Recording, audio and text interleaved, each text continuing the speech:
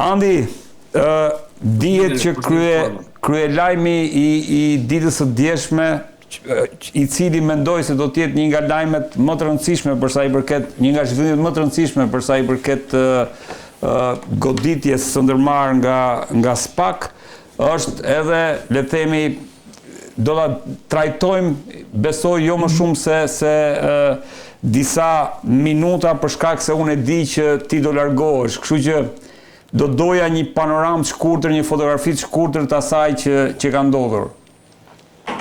Okej. Atëherë, kjo do ta cilësojmë një mega operacion të prokurorisë së posaçme SPAK, e cila sigurisht këtë herë po ta them në fund se ishte kontraktuar nga antimafia italiane për të bërë këtë goditje. Do të thënë që ishte një mega operacion sipas informacioneve që u shpërndan edhe një vit më parë nga ana e zyrtarëve të SPAK, po ashtu edhe zyrtarëve të antimafisë italiane. Bëhet fjalë për një grup i cili ka pasur impakt të fuqishëm për sa i përket trafikut të drogës në linjën Shqipëri-Itali, por sigurisht edhe më qërë për shkak sepse personazhet të cilët ishin të përfshirë në këtë rrjet apo në këtë grup kriminal të trafikut të drogës kishin disa burime nga ku siguronin lëndën narkotike të llojit heroin apo kokain. Duhet të thënë që deri në këtë moment që ne flasim, tashmë është bërë publike edhe dosja e prokurorisë pra italiane, antimafjes italiane, janë rreth 1350 faqe në këtë dosje ku janë të përfshirë emrat e 52 personave, 40 prej tyre janë emra shqiptarësh të cilët kanë qenë pjesë e këtij rrjeti kriminal të trafikut të kokainës. Sigurisht janë lëshuar dhe urdhër dhe arrestet, por nuk dihet se kush është arrestuar apo jo deri në këtë moment që po flasim, për shkak sepse SPAK duket se ka një qendrim hermetik, edhe ditën e djeshme që ka shpërndar informacionin, ka qenë informacion i cili ka qenë krejtësisht i përgjithshëm, ndryshe nga herët e tjera kur ka bërë goditje të kësaj natyre. Megjithatë duhet thënë që urdhra arresti sipas kësaj dosje rezulton të jenë firmosur në shkurt të këtij viti, por megjithatë duhet se sipas asaj që dihet kreu SPAK Artin Dumani deklaroi një vit më parë ka pasur një marrëveshje që goditja të bëhej pra në datën 20 apo 21 maj pra të këtij viti, pra disa muaj me vonesë. Ka dalë në skenjë emri një prej personazheve të cilët është përmendur shpesh edhe nga opozita, siç është rasti i Pojës, Xhevdet Troplini, ndërsa që përmendet shpesh në këtë dosje. Ndërkohë një prej tij pra visi i Pojës pra në këtë histori rezulton pra një personazh i cili sipas kësaj dosje të ketë lidhje dhe të jetë një ndërmjetës shumë i fortë për të krijuar kontakte të forta në tregjet evropiane, po ashtu edhe në Amerikën Latine për sa i përket trafikut të drogës. Megjithatë, roli i tij është ende i paqartë, pasi sigurisht ka episode të saktuara në këtë dosje që dhe ne si gazetar do të na duhet kohë ta lexojmë sepse është 1300 faqe, është në gjuhën italiane dhe sigurisht kërkon kohën e saj, po deri në këto pjesë pra nga çfarë ka dalë nga dosje që janë bërë publike edhe në media, sigurisht do duhet parë më tej roli i visit të Pojës në këtë histori pra nipit të Xhevdet Troplinit. Megjithatë, ai rezulton të jetë bashkëpunëtor në këtë histori me Adi Çoba. Një tjetër personazh që sipas asaj se çfarë kjo dosje hetimore pra ka pasqyruar, besoj ju e keni edhe në pamjen pas pra në të simboli fotobulim pas në televizor, dhe duket që është në krye të gjithë kësaj strukture e cila merret me trafikun e drogës. Sigurisht Red kështë pyetjen? Jo, thash regjia nëse është mund të nxirrte në ekran me që perfekt, atëherë. Nëse do dilte do ishte më e qartë edhe për publikun për ta parë, domethënë se çfarë strukture ka një pjesë e personazheve, pasi duhet kuptojmë që sipas asaj se çfarë kjo dosje ka si le të themi informacion kryesor, bëhet fjalë për një grup kryesor që në këtë histori sigurisht nuk lidhet me visin e Pojës, ndërsa të tjerët janë në grupe të cilët kanë qenë pjesë e këtij grupi më të madh. Duhet thënë që janë sekuestruar disa biznese, tashmë restorante dhe lokale, po ashtu kompani ndërtimi si edhe një rrjet televiziv në qytetin e Vlorës, çka do të thotë se shtria ka qenë e gjerë, ndoshta ka personazh mund të mos e njihnin fare njëri tjetrin dhe që janë pjesë e këtij rrjeti, por bashkëpunimi duket se ka qenë i ngushtë. Megjithatë duhet thënë që ky hetim ka zgjatur për rreth 4 apo 5 vite prej vitit 2020 dhe është një hetim i cili ka përfshirë. Ja tek e ke Andi, ja tek e ke fotografinë. Atëherë këtu duket qartë edhe roli i Adi Çobës. Dhe sipas asaj që ne mundsojmë ai qëndron në krye të këtij rrjeti, por megjithatë, siç e thash, kjo është vetëm le të themi një strukturë apo një organigram të cilin e ka bërë gati drejtoria e antimafjes italiane dhe ka futur pjesë të dosjes për treguar edhe rolet. Kapo A, kryesori është në të gjithë listën e emrave të cilët janë të përfshirë në këtë dosje që ndron Adi Çova, prandaj thashë do duhet parë më tej roli i visit të Pojës në këtë histori, edhe për të parë se si është ndërthurur trafiku i drogës me emrin e tij. Në anën tjetër, do doja të thoja që gjithë ky tim i cili ka zgjatur rreth 4 apo 5 vite ka pasur bazë kryesore Sky ICC. Ka dalë shumë e qartë sepse unë jam përpjekur të shoh dosjen dhe ka qenë një tim i thelluar nga ana e prokurorisë italiane dhe antimafjas me qëllim për të bërë të mundur identifikimin e personazheve. Pra, nëse Andi Bora apo Red Baraku kanë komunikuar me njëri tjetrin, cilin kod kanë pasur, pra janë dashur të shihen në 2 apo 3 telefona për të dalë i qartë emri, siç është rasti edhe i visit apo dhe personazheve të tjerë në këtë histori. Ka pasurisht edhe personazhe që kanë përdorur dhe numër celulari të thjeshtë, një prej të arrestuarve nga qyteti i Durrësit që del në këtë dosje. Por, në rëndësi për të theksuar këtu është që ka pasur një lloj zgjuarësie shumë fort nga ana e SPAD dhe bashkëpunimit me prokurorinë italiane për të përfshirë në këtë mes të penduar të drejtësisë, siç është rasti i Nureddin Dumanit. Ka qenë pikërisht Nureddin Dumani i cili ka bërë identifikime shumë të sakta. Pra, ai ka treguar se si funksionon rrjeti i drogës dhe kush janë personazhet kryesorë të cilët mund të kenë lidhje të forta me tregjet ndërkombëtare. Ndërto ai përmend edhe Visne Pojës, thotë nuk ka të dy, ky është dhe unë identifikoj shumë mirë, thotë këtë personazh, po ashtu bën edhe për Ekil Nderjakun, dhe i cili thotë që ka pasur rrjet fuqishëm, por nuk kanë pasur më kontakte me të sepse u bë pjesë e një grupi tjetër rival dhe kriminal i cili merret me trafikun e drogës. Pra, ky hetim, po të shohësh dosjen, Redbi është fantastike mënyra se si antimafja italiane ka arritur të realizojë hetimin. Ka përgjime pafund, pasi siç e dini, Italia dhe antimafja italiane ka pjesë të procedurës kryesore që fut njerëz në përgjim të dyshuar për aktivitete kriminale. Në anën tjetër janë bërë vëzhgime të qendrave tregtare. Ka pasur vëzhgime në terren në përparkingje. Po të shikosh në dosje janë edhe disa foto që persona shihen dhe me qese duke shkuar dhe makina e vëzhguesve kanë qenë shumë afër edhe, kupton? Domethënë, më bën ndonjëherë përshtypje se sa të sigurt kanë qenë këta personazhe që kanë qenë duke kryer këtë aktivitet kriminal të shpërndarjes apo shitjes së drogës, me këtë lloj qetësie për të kryer këtë lloj aktiviteti. Sepse i kanë pasur gjithkohës në vëzhgim. Makinat kanë pasur GPS, ndoshta edhe për gjuhës. Sepse del në dosje ky detaj. Pra, duket që është një dosje e kopsitur shumë fort dhe do duhet marrë në konsiderat ajo që prokurori i antimafjas italiane tha një ditë më parë, ose prokurori i qytetit të Barit tha që mafja shqiptare është një forcë në tregun, forcë e madhe në tregun ndërkombëtar për sa i përket trafikut të lëndëve narkotike, kokainës edhe heroinës.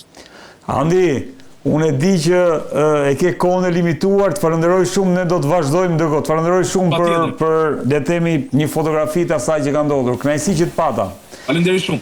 Ndërkohë, regjia, të lutem, inserti numër 1 për të rikthyer më pas në studio dhe për të pyetur dhe avokatin Kthupi për sa i përket një komenti mbi këtë ngjarje. Ajo që më pohoj është kjo, që qendra e grupit ishte qyteti i Durrësit. Grupi dhe nën grupeve. Kemi ekzekutuar masë sigurimi të vendosura nga gjykata e posaçme për vepra penale të korrupsionit, për zyrtar shtetëror dhe për një avokat. Sot gjithashtu janë ekzekutuar edhe vendimet e gjykatës lidhur me konfiskimin me sekuestrimin e pasurive të cilat dyshohet që rrjedhin nga aktiviteti kriminal i trafikimit të lëndëve narkotike. Janë sekuestruar 3 restorante në qytetin e Durrësit, 3 ristoranti nella città di Durazzo, një bar kafe, 6 shoqëri tregtare dhe një televizion në qytetin e Vlorës. aziendali. Ne si skuadër veprojmë si skuadër, edhe datën e dakordojmë së bashku. Kushtohemi nga njëri tjetri lidhur me dinamikën e hetimit, me marrjen e vendimit në gjykata, si dhe me përgatitjen për ekzekutim të masave të sigurimit, sepse është një operacion ndërkombëtar, nuk zhvillohet vetëm në territorin shqiptar, është zhvilluar në territorin italian, në territorin të shtetet të tjera, kur janë gjetur apo janë bërë përpjekje, edhe tani që vazhdojmë bëjmë përpjekje për të identifikuar, lokalizuar dhe për të lokalizuar dhe kapur antarë të tjerë të grupit, kështu që ajo që është e sigurt është që është një, siç ndodh gjithmonë në skuadrën e përbashkët hetimore, është një datë e dakorcuar me autoritetet italiane. Rezart, e pam pak a shumë edhe komentin e le themi e prokurorisë shqiptare Altin Dumani dhe Vladimir Mara. Si e vlerëson deri tani këtë operacion në termat përgjithshëm? Po të gjejmë deklaratën për shtyp, le të themi që deklarata për shtyp është deklaratë e cila theksin e vinte tek bashkëpunimi. Do të thotë që ka një bashkëpunim ndërmjet DIA-s, do të thonë antimafias italiane seksionit të Barit dhe prokurorisë posaçme. Ajo që nuk cilësohet, që del nga aktet pastaj po të marrin dhe shikojmë që pjesën dërmuese të hetimet e ka bërë prokuroria italiane. Ajo ka dokumentuar gjithë pjesën kryesore ose narrativën kryesore se si funksiononte trafiku, se bëhet fjalë për trafikun ndërmjet Shqipërisë dhe Italisë. Janë ato që kanë bërë gjurmimin, pjesën kryesore kanë gjetur individët jashtë Shqipërisë që bënin organizimin dhe nga këto pastaj është mbledh informacioni dhe është përcjellë prokurorisë shqiptare. Ka dhe penduar me ç'duket. Ka dhe penduar atje, ka dhe penduar. Këto sot paktën është janë përdorur dëshmitë e zotit Nureddin Dumani, që është i penduar i drejtësisë. Këto kushte, ajo që unë shikoj me vështirësi, paktën për aq sa kohë, sot që flasim kemi në dorë vetëm vendimin e gjykatës italiane që ka vendosur masat e sigurimit për këto persona, por nuk kemi një vendim gjykatës shqiptare, nga i cili mund të evidentojmë kush janë aktet veprimet hetimore faktike që ka ndërmarrë SPAK-u për të ndihmuar në këtë hetim. Nuk kemi asnjë informacion për këtë. Nuk ka. Ajo dosja 1300 faqe që përmendi Andi lidhet vetëm me ai është vendimi 1350 faqe, është vendimi gjyqtarës italiane që ka caktuar italiane vetëm, nuk ka sigurimit. Nuk disponojmë vendimin e palës shqiptare, sepse vendimi i palës shqiptare do të zbarte kush janë veprimet hetimore të kryera nga prokuroria e posaçme në kuadër të këtij hetimi. Që do të thotë, a kanë cilat janë këto veprime që kanë ndodhur përpara datës 1 shkurt kur është marrë vendimi i gjykatës italiane apo pas datës 1 shkurt pasi është marrë ky vendim. Dhe në këtë pikë, do të thonë, ajo që duhet ishte thënë dje në konferencë për shtyp do të ishte se kush ishin veprimet hetimore që ishin kryer nga prokuroria shqiptare. Çfarë kishin shtuar këto veprime hetimore në raport me gjetjet e kryera nga pala italiane dhe sa ishte pjesa që kishte bërë prokuroria shqiptare në raport me demontimin, çmontimin apo zbulimin e këtij grupi kriminal. Sepse në fakt kështu duket sikur thjesht është një arrestim për llogarit italianëve gjëja, për çfarë duhet SPAK-u. Jo, SPAK-u duhet sepse është çështje territorialiteti. Do thonë autoritetet italiane nuk mund të kryejnë hetime aktive në Shqipëri apo zbatojnë qoftë dhe vendimet e gjykatave të tyre në Shqipëri. Do duhet që vendimet e gjykatave të tyre të përcjellen Ministrisë Drejtësisë, të përcjellen prokurorisë posaçme, të përcjellen gjykatës posaçme dhe këto e fundit pastaj t'i kthejnë në akte që janë ligjërisht të zbatueshme në Republikën e Shqipërisë. Si ta lexojmë këtë avokat, faktin që nuk kemi, le të themi, një dosje të SPAK-ut të paktën të bërë publike, se nuk e dim se si mund të ketë dy arsye. Arsyeja e parë është që proceset hetimore janë në vazhdim dhe dosja mund të ketë pjesë të cilat cënojnë integritetin e hetimeve. Dhe dyta është që pjesa e hetimeve kryer në Shqipëri është e tillë që nuk ja vlen as të publikohet. Se këtu janë dy mundësi. Dy alternativa të mundshme. Mund të shikojmë kush kanë dy alternativa. Me këto hetime që të paktën këto që kanë dalë, që janë bërë publike, ky grup rezulton që do dënohet vetëm nga gjykata italiane. Kjo është këtu kthehemi ke njëta pikë pyetje, sepse nuk dim nëse ka veprime hetimore në Shqipëri apo jo. Ajo që dim për momentin është që ka veprime për vepra penale të kryera, në bashkëpunim, do të thotë që është në territorin e dy shteteve, Shqipëri dhe në Itali. Dhe çështja është se ku do të bëhet gjykimi i çështjes është një vendim që do ta marrin dy autoritetet ligjzbatuese, do të thotë Prokuroria Antimafia e Barit dhe Prokuroria SPAK-u në Shqipëri. Por në këtë pikë çështja është, dhe ajo që është më e rëndësishme është evidentimi i veprimeve hetimore. Pse? Sepse mund të ketë vepra të tjera penale që janë konstatuar nga SPAK-u gjatë kohës që kryente hetimin qoftë dhe për llogarit palës italiane. Dhe në këtë pikë në fakt dosja është detyruar të mbesin në Shqipëri, pastaj nuk mund transferohet sepse janë veprime që nuk përthithen nga dosja fillestare që është ajo dosja e palës italiane.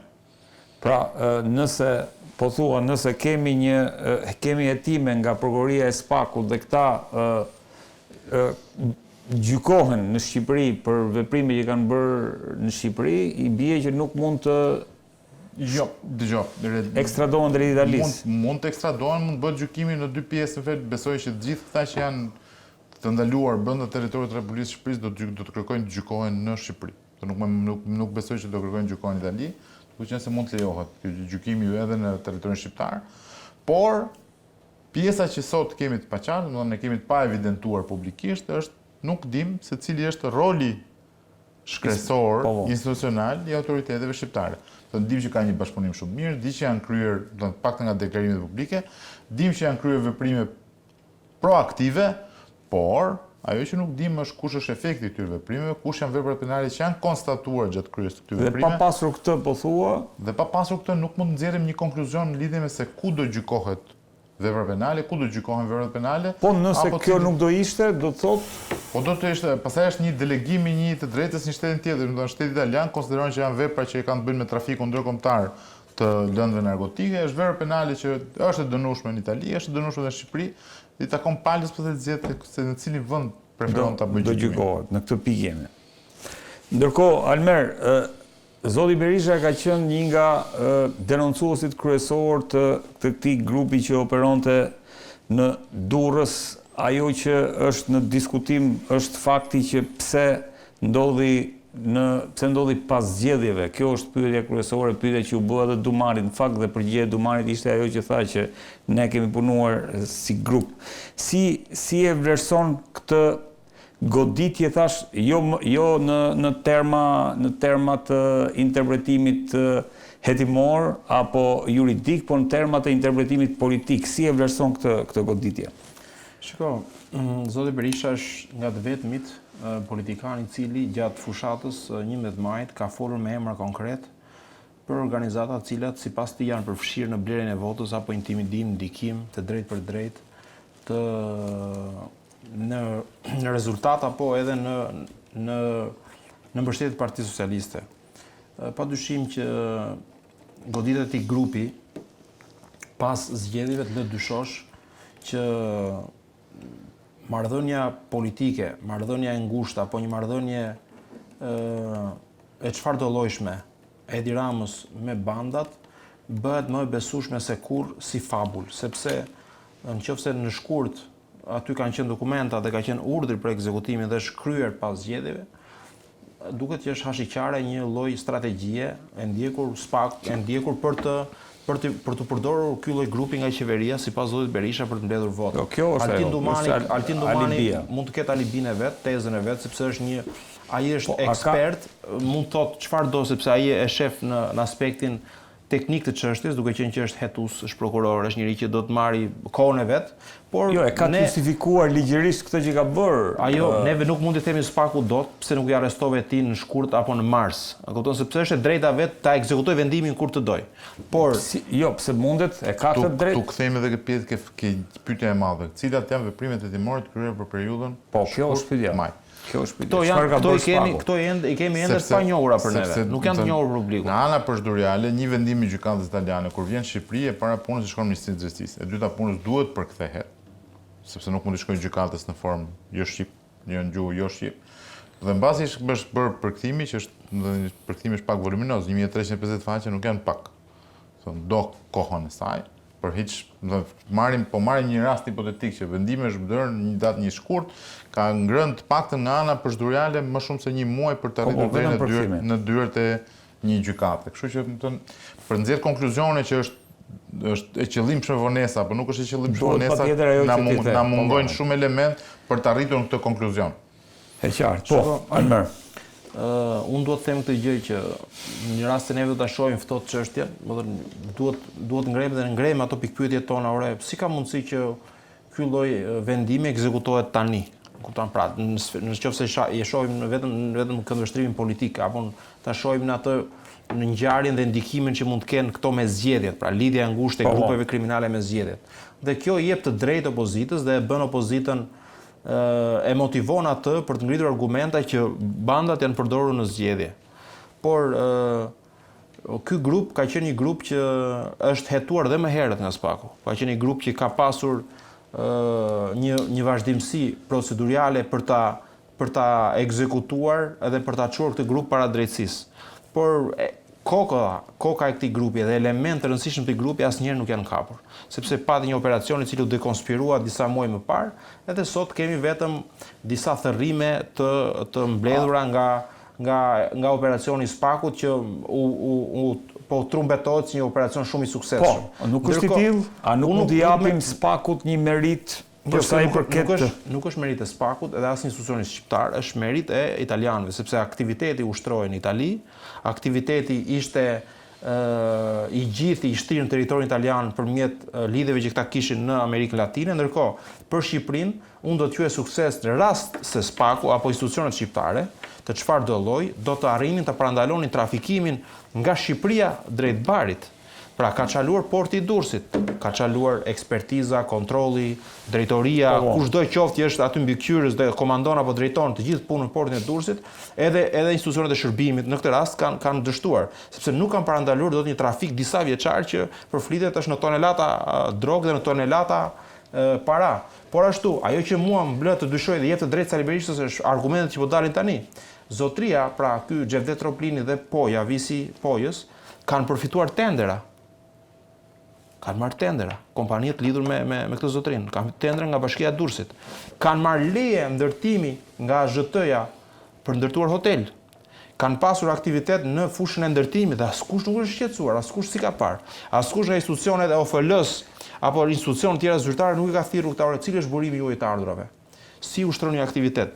Pra, kemi të bëjmë me një shtet i cili është qartësisht i vendosur në bashkëpunim me grupet kriminale dhe i ka lënë ata të lirë të ushtrojnë aktivitetin për të sjellë para në Shqipëri dhe në fund fare këto grupe për t'i dhënë pushtetit i Ramës kanë mundësuar blerjen e votës, kanë mundësuar ndikimin në zgjedhje për të ruajtur dhe ato kredibilitetin dhe të gjithë fitimet që kanë nxjerrë nga trafiku i drogës. Pra, po. Pra është një lloj marrëveshje e ngushtë midis këtij grupi dhe qeverisë, duke parë vetëm aktivitetin e tyre të lishëm në disa sfera të ndryshme që kanë ushtruar biznesin shumë të qetë dhe nuk janë prekur dhe nuk janë thirrur asnjëherë për të dhënë llogari për burimin e të ardhurave. Ndërkohë, Rezart, pas zgjedhjeve kemi një aktivitet shtuar, sepse sigurisht e bllokuar me dorë, le të themi, ky aktiviteti i SPAK-ut. Kemi menjëherë pas zgjedhjeve sekuestrim telefonash, kemi le të themi zbarkim të SPAK-ut në Elbasan, kemi në Durrës, gjithashtu kemi në Vaun e Dejes, pra ka menjëherë gati një javë pas zgjedhjeve ka filluar kjo aktiviteti dhe goditja e SPAK-ut. Si e vlerëson këtë, le të themi, këtë intensifikim të goditjes që po bën SPAK-u dhe a justifikon kjo qetësinë që kishin para zgjedhjeve, se ideja është që zgjedhjet mbaruan dhe sa kohë këto zgjedhje SPAK sipas opozitës nuk arriti të parandalonte vjedhjen e zgjedhjeve, këto nuk kanë më asnjë vlerë. Si e vlerëson këtë? Po do nisim nga fjalia jote e fundit. SPAK-u nuk ka mision parandalimin e vjedhjes së zgjedhjeve. Nuk është ky qëllimi i SPAK-ut. Zgjedhjet janë një proces i cili administrohet kryesisht nga shteti shqiptar dhe nga partitë politike. Nëse ka dy aktorë që duhet parandalojnë vjedhjen e zgjedhjeve, janë këto dy aktorë. Misioni i SPAK-ut është godas dhe të parandalojë parasysh e mundur krimin zgjedhor, që është një koncept shumë më i ngushtë sa vjedhja e zgjedhjeve vetvete.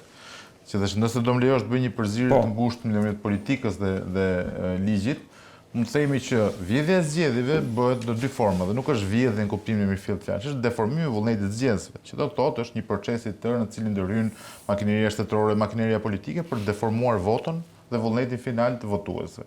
Ndërkohë që krimi zgjedhor është një proces shumë i ngushtë që lidhet specifikisht me numra votash, me qendra votimit caktuara, me zona caktuara elektorale. Në këtë rast, nëse unë do të isha SPAK-u, për të provuar që ka vërtet krim zgjedhor, sepse këtu jemi para një dilemë shumë të madhe. A mund ndërhynte SPAK-u pa u konsumuar një vepër penale me qëllimin ose me idenë e mbrojtjes së zgjedhjeve? Tu do hynim në një debat shumë të madh politik pastaj, nëse SPAK-u po ndikon në rezultatin e zgjedhjeve. Sepse, kur themi që të mos i vjedhë zgjedhjet, është njëra anë e medaljes si e thotë. Ana tjetër mund të thotë që pritë vëlla se ky po ndikon tash po e deformon ky rezultatin e zgjedhjeve. Po me këtë, Po sepse është, kur flasim për vjedhjen e zgjedhjeve dhe flasim për deformimin, dhe ndërhyrja e SPAK-ut aktive në një proces i cili nga ana e veprës penale ti nuk e konsumuar, do të ishte deformim një farmase i procesit zgjedhor. Ndikim. Kështu që në këto pika dhe për shkak të natyrës së veprave penale, SPAK-u e ka më komode dhe më praktike për të provojë a posteriori, do thotë pasi fakti është kryer që ke pasur apo jo vepër penale. Dhe këtu pastaj hym ke vlera që ka aktiviteti SPAK-ut pas zgjedhjeve. Nëse ne nisim me pritshmëri që SPAK-u duhet na ruajë shëritari i vreshti që duhet të ruajë që të mos vjedhë askush, kjo nuk është, për mua kjo është e gabuar. Ajo që ka për detyrë SPAK-u është që të tregojë që është aktiv, që të ngjall frikë ata që kanë pretendim ose kanë mendësinë për të shkuar dhe për të vjedhur zgjedhjet. Për të kapur vreshtin thoj. Po, dhe në fund fare, nëse mbas zgjedhjeve fenomeni ka ndodhur, ti kapi dhe ti ndëshkoj. A është ky rasti Rezar sepse ky është një nga grupet e denoncuara nga opozita vazhdimisht, prandaj domethënë ka dhe këtë jehon që ka për faktin se ndodhi menjëherë pas zgjedhjeve. Dëgjoj, Rido, tash që të kthehemi një sekond ke opozita, se nuk është çështja që opozita, jetojmë në një vend aq të vogël sa dim pothuajse gjithçka që ndodh rrotullesh. Po. Okej, nuk është se doli opozita e tha këtë gjë dhe tha një gjë që nuk dihej më parë. Kjo është një fakt që dihej, di edhe në 2021-shin, di edhe në 2022-shin, di edhe në 2023-shin. Thënë, qarku Durrës është i vetmi qark që në një ndër qarqet, i cili në 4 vite e fundit ka kaluar 4 palë zgjedhje. Zgjedhjen 2021-shin, zgjedhjen 2022-shin, zgjedhjen 2023-shin, zgjedhjen 2025. Okej? Tash opozita nuk mund të kujtohet 2025 dhe thotë që ky grup i kriminal është një grup që ndikon në zgjedhje. Ky grup i kriminal ka ndikuar në zgjedhje edhe në 2021-shin, edhe në 2022-shin, edhe në 2023-shin. Dhe opozita, që është një nga subjektet që ka detyrën për të ruajtur zgjedhjet, që të mos lejojë që të zgjedhjet viden, është një detyrë e opozitës. Ndër të tjera, si veçanërisht e Partisë Demokratike që është pjesë e sistemit të zgjedhjeve, se unë opozit jam, unë kam vetëm drejtën e fjalës. Partia Demokratike është një opozit që ka komisioner, vëzhgues, numërus, ka infrastrukturë, ka infrastrukturë. Që do të thotë opozita, dhe për më tepër ajo opozita që dhe voton në kuvend, përpiqet të marrë masa ligjore dhe jo ligjore, që zgjedhjet mos të vidhen dot edhe nga këto grupe kriminale. Aq më tepër kur është një informacion që e dinte kohë më përpara. Kështu që, më thënë, dalja pas pilafit për të thënë që zgjedhjet mi vodhën, ngjan më shumë si alibi. Dakor, si alibi, po tani ka një fakt. Ai prokurori italian i ka firmosur këto urdhër arrestet në 11 shkurt, mos gabohem se i ka firmosur në një shkurt. Në një shkurt. Dhe prap ky nuk është fakt që tregon në fakt që prokuroria shqiptare ka penguar hetimin gjatë kohës që ishin zgjedhjet. Opozita ka të drejtë sepse opozita kjo është një provë që shkon në favor të pretendimeve të opozitës. Ky nuk është një provë, është një fakt. Në faktin dhe provës ka diferencë shumë të madhe. Ke një fakt dhe ti ke një hapësirë boshe dhe ke një fakt tjetër. Ti ke një fakt që vendimi i gjykatës italiane është marrë në datë 1 shkurt dhe ke një fakt tjetër që është data e djeshme pardjeshme kur ishte që u bën arrestime. Okej. Por nuk ke asgjë midis tyre për të provuar që nga ky fakti ty derivon ky fakti se a nuk e ka detyrimin SPAK-u ta sqarojë këtë hapësirë boshe dhe mos i lejojë opozitës. Nuk e ka të drejtën në opozita dhe gjithë opinioni publik që ti kërkojë informacion SPAK-ut në raport me vendimin e gjykatave? Po sigurisht e ka, po e ka detyrim SPAK-u ta qartësojë këtë pozicion, se nëse SPAK-u s'ka bërë asnjë. Dëgjoj, SPAK-u nuk ka detyrimin të bëjë publike veprimet e veta, që të jemi të qartë në të pikë. SPAK-u i bën publike kur i kërkohet. Nëse nga media, opozita, qytetarët do të kërkojë SPAK-ut, lutem na vini pak, bëni pak publik vendimin, siç bëhet vendimin e zotit Berisha, siç bëhet vendimin e zotit Velia, siç bëhet vendimin e zotit Meta, na nxjerrin edhe vendimin e marrjes masës për sepse ka hetime proaktive që po zhvillohen në Shqipëri. Për këtë arsye nëse unë do isha organ hetimor nuk do e thoja këtë gjë. Sepse do t'rregoja një fakt që s'kam pse ta tregoj me fakti që ka veprime proaktive nuk kam pse ta them publikisht. Veprimet proaktive janë gjë sensitive që nuk duhet të jenë fakti i njohur publik. Për shkak se për shkak se janë veprime hetimore, më thonë. Dekonspirojnë. Jo vetëm dekonspirojnë, po në fund ditës më vel këta njerëz që mund të jenë pjesë e rrjetit. Rutinë e tyre s'ka pse ta tregojnë. Ata janë gjatë gjithë kohës në hetime proaktive, nuk është se më thonë në këtë rast po bëjnë hetime proaktive, në raste të tjera janë duke ndënjur. Po atëherë është njësoj edhe që ti je duke përgatitur emisionin që e bën për herë, ti t'ia bësh dhe publiku të thotë pse s'na thua si po e përgatit. Jo, unë këtë e kuptoj, po problemi është që po marrin krahasim banale, po ecë me logjikën e zotit. Pretendimi i opozitës as do isha marr fare me këtë histori se e di vetë SPAK se si i bën punët e saj. Po ama ka të drejtë sepse ka mbi reputacionin e saj rëndojnë disa akuza nga ana e opozitës që ka qenë gjatë gjithë kësaj kohe kamzhik në duart e pushtetit. Shumë dakord. Dhe duhet që të ketë unë nuk po them që opozita e ka gabim. Okej? Unë nuk po them që pretendimi që ngre opozita është i padrejtë. Është një pretendim që mund të qëndrojë. Por, nëse duam të jemi të vërtet për të arritur një përfundim raport me këtë pretendimi, na duhet mbulojmë të hapësirën kohore ndërmjet një shkurtit dhe 20 maj. Unë e kuptoj shumë mirë atë. Që do të thotë, unë nuk, duke pasur parasysh se si rrjedhin zgjedhjet në Shqipëri, ky pretendim i opozitës nuk përjashtohet. Me shumë gjasa mund të jetë pjesërisht i vërtet apo tërësisht i vërtet. Por, që ne të dalim dhe themi që Spaku ka bërë një veprim, aq më tepër në një rast shumë specifik, se nëse do të ishte një hetim i brendshëm i prokurisë shqiptare, do ta merrja më shumë pozitivitet qasjen e opozitës. Në moment që hetimi është hetim shumë palësh, se në Spaku nuk e ka këtë lirshmërinë për të thënë që okay, po i vonoj çik hetimet tonë se s'ka kush kërkon llogari. Nuk e bën dot, po thua. Mendoj që është pak e vështirë, nuk po them që nuk e bën dot, po është pak e komplikuar. Ne kemi rënë dakord si skuadër, tha. Tash nëse veprohet në skuadër, i bën që edhe pala italiane nuk ka ngulur këmbë me pretendimin që mos të cënojmë zgjedhjen në Shqipëri. Dëgjoni, kur bëhet fjalë për një proces zgjedhor, shumë gjëra shtyhen në kohë për shkak të procesit zgjedhor. Sepse siç del opozita sot dhe thotë që me shumë drejt ndoshta që Spaku ka vonuar procesin hetimor ose zbatimin e masave të sigurisë për të favorizuar grupin kriminal që ndikonte në zgjedhje, mund dalin nesër pozita dhe thotë që ndërhyrja e Spakut para zgjedhjeve duke goditur 1, 2, 3, 4, 5 është cënim i integritetit të zgjedhjeve. Ka gjithmonë dy anë të medaljes, nuk ka vetëm një anë të medaljes. Po unë kisha të ftuar një prokuror rezerv dhe tha që në momentin që prokurori përballet me faktet, ka detyrim ligjor të zbatojë apo të argumentojë dhe të procedojë përmes atyre fakteve. Menjëherë. Kjo fjali është fjali procedurale që nuk tregon asgjë raport me gjendjen faktike. Që thotë po, prokurori i erdhi një dosje nga Italia dhe ka vendosur të kryejë veprime hetimore. Kaq. Mbaron diskutimin. Po nuk llogarit kohën se kur, kjo ishte ideja. Po nuk llogarit kohën se kur dhe çfarë mund të prodhojë kjo. Dëgjoj, për të shtyrë një hetim në kohë është një gjë shumë e thjeshtë. Jo, e qartë se. Të jap një version fare të thjeshtë, ti je OPG që kryen veprimet hetimore. Unë jam prokurori dhe do të japun ty një shkresë të them të mbredit lutem do kryesh 1, 2, 3, 4, 5 veprime hetimore. Ti erdhe i kryve këto veprimet hetimore dhe më dhe përgjigje. Dhe unë për ta shtyr afatin them mirë, shumë mirë, do kryesh edhe 3 veprime tjera hetimore. Haj mirë pafshi. E qartë. Ku afati. Do të thënë dhe jam në rregull me ligjin. Bëj dhe sigur po bëj punë. Ajo është. Edhe në fund ditës them që zotëri dashur çka kërkon, unë po hetoj këtë pjesë. Unë që se dëgjoj. Po kjo është ligji në dorën e maligjit pastaj. Jo, po dëgjoj, çfarë kërkojmë ne prokurisë shqiptare? Dëgjoj, më dëgjoj një sekond. Ja të kthehemi një. Procesi hetimor i Itali ka filluar në vitin 2020. Dhe është konkluduar në vitin 2025. Hetim 5 vjeçar. Do në ato kanë shkuar për të bërë një vendim gjykate 5 vjet mbas kishin regjistruar procedimin penal. Ti ne themi prokurisë shqiptare që ti e regjistrove sot, pe 3 fakte ti po, çoj direkte. Nuk mund të funksionojë kështu. Nëse ti aq më tepër kur flet për krim të organizuar, dhe nëse ti don ta demontosh krimin e organizuar. Nëse flasim për hetime komplekse kërkojnë vite valla, vite.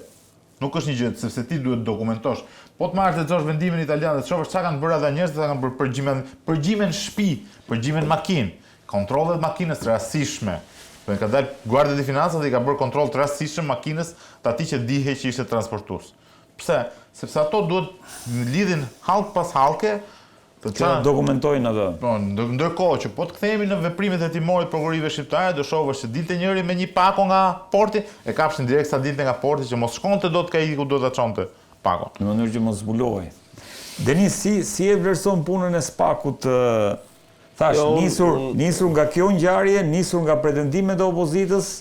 Pra, ideja është të përpiqemi të kuptojmë domethënë. Ajo kurreshti e gazetarit menjëherë vihet në lëvizje kur nuk ka një dosje shqiptare. Se tani jemi po bëhemi afër antar, jemi shumë pranë për të bërë antar i BE-s dhe prap dosjet po i lexojmë vetëm nga prokuroria italiane ose nga drejtësia italiane. Pra, Spaku dje nuk na tha gjë dhe tu pajtohem me Rezin i cili në fakt unë duhet ta pyesja po ma dha përgjigje se si ishte mundur. Ore, Ka një dosje shqiptare apo s'ka? Se në njoftimin e SPAK-ut thuhet se janë masa sigurie për mos gaboj 29 apo jo. Këto masa sigurie merren me një dosje, nuk merren me urdhër të autoritetit italian apo jo, zoti Kthupi. Po. Pra duhet të ketë dosje shqiptare apo? Duhet të ketë një vendim shqiptar. Duhet të ketë një vendim. Duhet të ketë një vendim gjykate pra, se nuk e merr dot prokuroria arrestimin. Me përjashtim të rastit kur është urdhër arresti ndërkombëtar, që është i zbatueshëm, prandaj ne gazetarëve na vënë vështirësi nuk kemi të rasti që kemi të bëjmë me urdhër arresti ndërkombëtare. Kjo është një bashkëpunim dy palësh, pra. Urdhër masa ndaluese i vendosur nga GJK-ja. Unë në parim këtë pash nga jashtë që meqense SPAK-u tha që janë 29 masa arresti, duhet kishte 29 vendime gjykate, ose mund ishte një vendim gjykate me 29 persona apo jo, pak a shumë. Në një farë mënyrë ky vendim gjykate nuk e dim asgjë. Edhe ato detaje nxori media, jo për diçka, jo për ato agjencinë e udhëtimit. Ka dalë dosje italiane. Po dosje italiane dakord. Po unë po them këtu dosje shqiptare, tani unë duhet merrem me dosjen italiane, por ndërkohë që dua dosjen shqiptare. Dhe këtu është pyetje e madhe, dje u mundova të pyes, ore, e ka SPAK-u këtë në një farë mënyrë, duhet ta nxjerr këtë apo s'duhet ta nxjerr? Dhe kjo që tha Kthupi që mjafton ti drejtohesh, qoftë edhe një media, besoj ti drejtohet edhe e ka për detyrim tjetër gjë, pra. Kjo të lë të kuptosh që SPAK-u të paktën kësaj radhe, ndryshe nga entuziazmi që shfaqi zoti Dumani dje me gjithë prokurorët e tjerë, entuziazmi i jashtëzakonshëm, por ndërkohë ku është puna? Pra ti po flet për një gjë të shkëlqyer, po ku është? Ajo mund të jetë, por nuk po e paragjykohen. Është ajo që tha avokati. S'kam si ta interpretoj pa e lexuar. Kjo është ajo që mund të them për këtë ngjarje. Për sa i përket opozitës, pastaj opozita kjo shkon, pse atë pun ka? Kjo shkon në terma që ata që jetojnë në Durrës e din mirë se çfarë ka ndodhur në Durrës, me pretendimet e opozitës. Duke referuar Durrësit, aty është rezultati më i dobët i PS-s. Më i dobëti. Më i miri i PD-s. Më i miri i PD-s, më i dobët i PS-s. Çfarë them tani unë? Prandaj po them opozita të pun ka, se duhet parë gjithmonë fakti. Po ashtu është më po. PS-ja vetëm në qarkun e Durrësit nuk u rrit. Është më i dobët. Pra ishte me ulje. Edhe mandatet tregonin që 8 me 6. Ka pasur kandidatë që kanë marrë më shumë nga tjerë. Nëse do shkonin te pretendimi i opozitës, atëherë aty do të kishim jo 8 po 12 mandate. Se kështu flet opozita që na mori shpirtin. Larg te mandati 9 Rezar, se i ke qenë proces. Ka qenë larg pra. Ka larg. Pra nuk ka asnjë gjë. 20 ca mi vota përpara PS-ja. Ka që prap larg është mandati, më thënë Durrës është qark çift. Duke qenë qark çift është shumë e vështirë të bëhet kapërcimi nga 8 me 4 nga 8 me 6 në 9 me 5. Po sa duhet të jetë diferenca? Mbi 28.000 vota. Mbi 28.000, okay. Është dash edhe me parafërsi. Kështu që betemi prandaj thash këtu Denis, opozita mund të pretendojë dhe barazim atje sepse është Durrësi është i qartë që ka treguar që në 2005 votonte djathtas, pra. Po më dakord, po qartësisht një qartë që ne po themi rezultat pozitiv për opozitën. Në kushtet e 2005-s. Ne po themi kjo sepse ka qenë kushte normalitetit. Nëse ne kthehemi kushte anormale, siç jemi kaq vite që pretendon opozita, opozita ka të drejtë në pretendime. A është SPAK në këtë pikë, po them unë, a është SPAK ka shënjestruar SPAK pikërisht elementët që kanë prodhuar këtë fitore kësaj mazhorance që s'është parë, 83 mandate. Aspektin teknik, avokati që kemi në studio, Rezi e shpjegoi shumë mirë. E tha që unë s'mund bëj koment mbi atë që tha juristi, që tha SPAK-u nuk duam interpretim juridik, nuk e diskutojmë atë. Për parandaluar, pra nuk vendos, nuk është ai polici që del në rrugë dhe ndalon çdo makinë e kujdes mos bliti zgjedhjet, mos bli vota. SPAK-u është a mund të delegitimojë këto zgjedhje SPAK? Pra, a jemi në pikën që po kush ka vënë SPAK do shënjestroj SPAK-un që të legjitimoj zgjedhjet njëherë? Absolutisht, nuk është institucion. Ti delegitimoj moralisht. Po moralisht ka një gjë.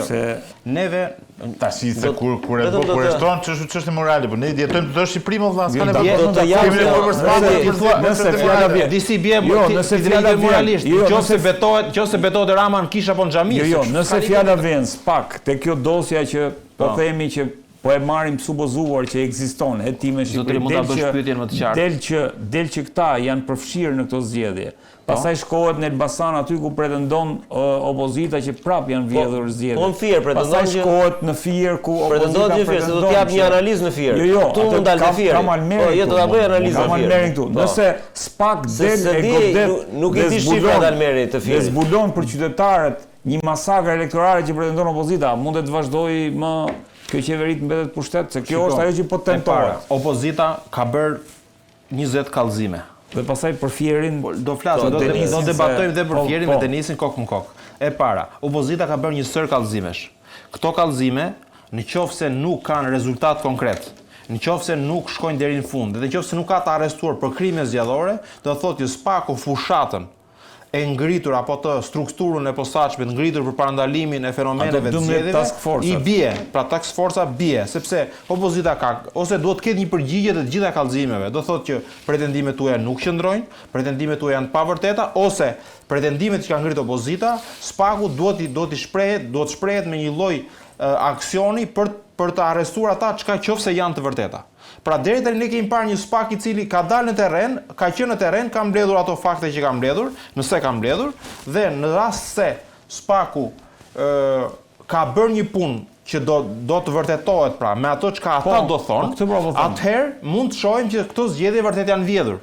Pra opozita ka të drejtë. Nëse SPAK-u nuk bën punën siç duhet, edhe nëse SPAK-u nuk del me një konkluzion të qartë, ne nuk mund të vëmë fajin SPAK-ut, pra, nëse nuk del me një konkluzion të qartë, dhe nuk mund të themi që juve s'keni kryer punën, sepse mund të ketë qenë, është se do hym te Fieri. Pra unë mendoj që është sofistikuar blerja e votës. Nuk është më blerje kështu drejt për drejt direkte. Prandaj kemi SPAK-un. Është sofistikuar. Po nuk mund të prandaloj SPAK-u dot atë. SPAK-u mundet i vetëm ta konstatoj nëse bën një provojë. Po pra edhe kjo ta provoj pra. Ta provoj se konstatimin e bën qytetarët dhe para një herë. Nëse ti shkon në një fshat caktuar në Durrës dhe u premton atyre lejet e legalizimit, atyre s'ka nevojë të blesh votën, ja ke zgjidhur hallin. SPAK-u e ka fenomenin aty, e ka drejtorin zotri. Kush është drejtori? A është hetuar apo jo drejtori? Po drejtori është ligjërisht në fushat, më çfarë bësh? Këtu e ke drejtorin kur është argumenti më i pastër. Ja ta ke faktin drejtorin fushat. Pra jashtë orarit zyrtar, drejtori shkon në fushat, apo në orar zyrtar shkon në fushat. Atëherë çfarë do të pretendosh ti më shumë? Ti mjafton ti vjej këtë mikrochip, këtë mikropërgjusit ja vendosësh poshtë makinës. Ja ka vënë se se dim ato. Po pra, atëherë të pretendosh moral nga SPAK-u për mua nuk është e drejtë. Jo moral. SPAK-u bëj detyrën e vet funksionale. Jo, detyrën ta tregoj zoti Kthubi. Po. Që nëse ne jemi mësuar edhe SPAK-u ja kërkojmë me revolucion. Jo, ideja është nëse SPAK të ndalen pak te Fieri, qyteti i Almeris, se është interesant. Po nga SPAK-u pra. Se duhet bësh gjithmonë analizë dhe gjëja më e mirë për analizë janë vetëm shifrat. S'ka. A di sa ka fituar PS-ja në Fier këtë vit që ka marrë 12 mandate? Sa vota më tepër? 10.000 vota më shumë, 12.000 vota më shumë. Vetëm 300 vota. Sa? Në qytet, prit, një sekond. Në qytet. Po prit pra, duro. Prit pra. Si 300 vota. 300 vota është rritur vetëm brenda qytetit Fierit, pra zona urbane. 2020 kaq pak. Është rritur vetëm 300 vota. 300 vota. Zona urbane. E diti sa ka humbur PD-ja në Fier? Në Fier, në te kjo zonë urbane. Sa më thuaj një shifër? Mbi 5.000 vota. Jo.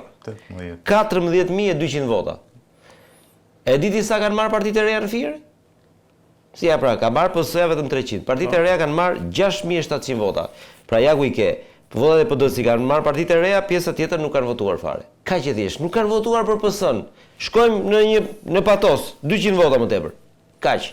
Vetë PS-ja është shtuar vetëm në qarkun e Fierit është shtuar vetëm 5.400 vota që nuk janë një gjë e zakonshme, është shtuar vetëm në Lushnjë dhe nga ato që në Lushnjë me 1.800 vota dhe kam përshtypjen për shkak të kandidatëve të mirë nga ato që më ka thënë zoti Seva i cili e njeh mirë, kanë qenë dy. Edhe për shkak të kandidatëve të këqij. Ndërkohë PD-ja ka rënë 9.300. Kanë marrë 2.500 vota të rinj në Lushnjë. I lexon këto shifra.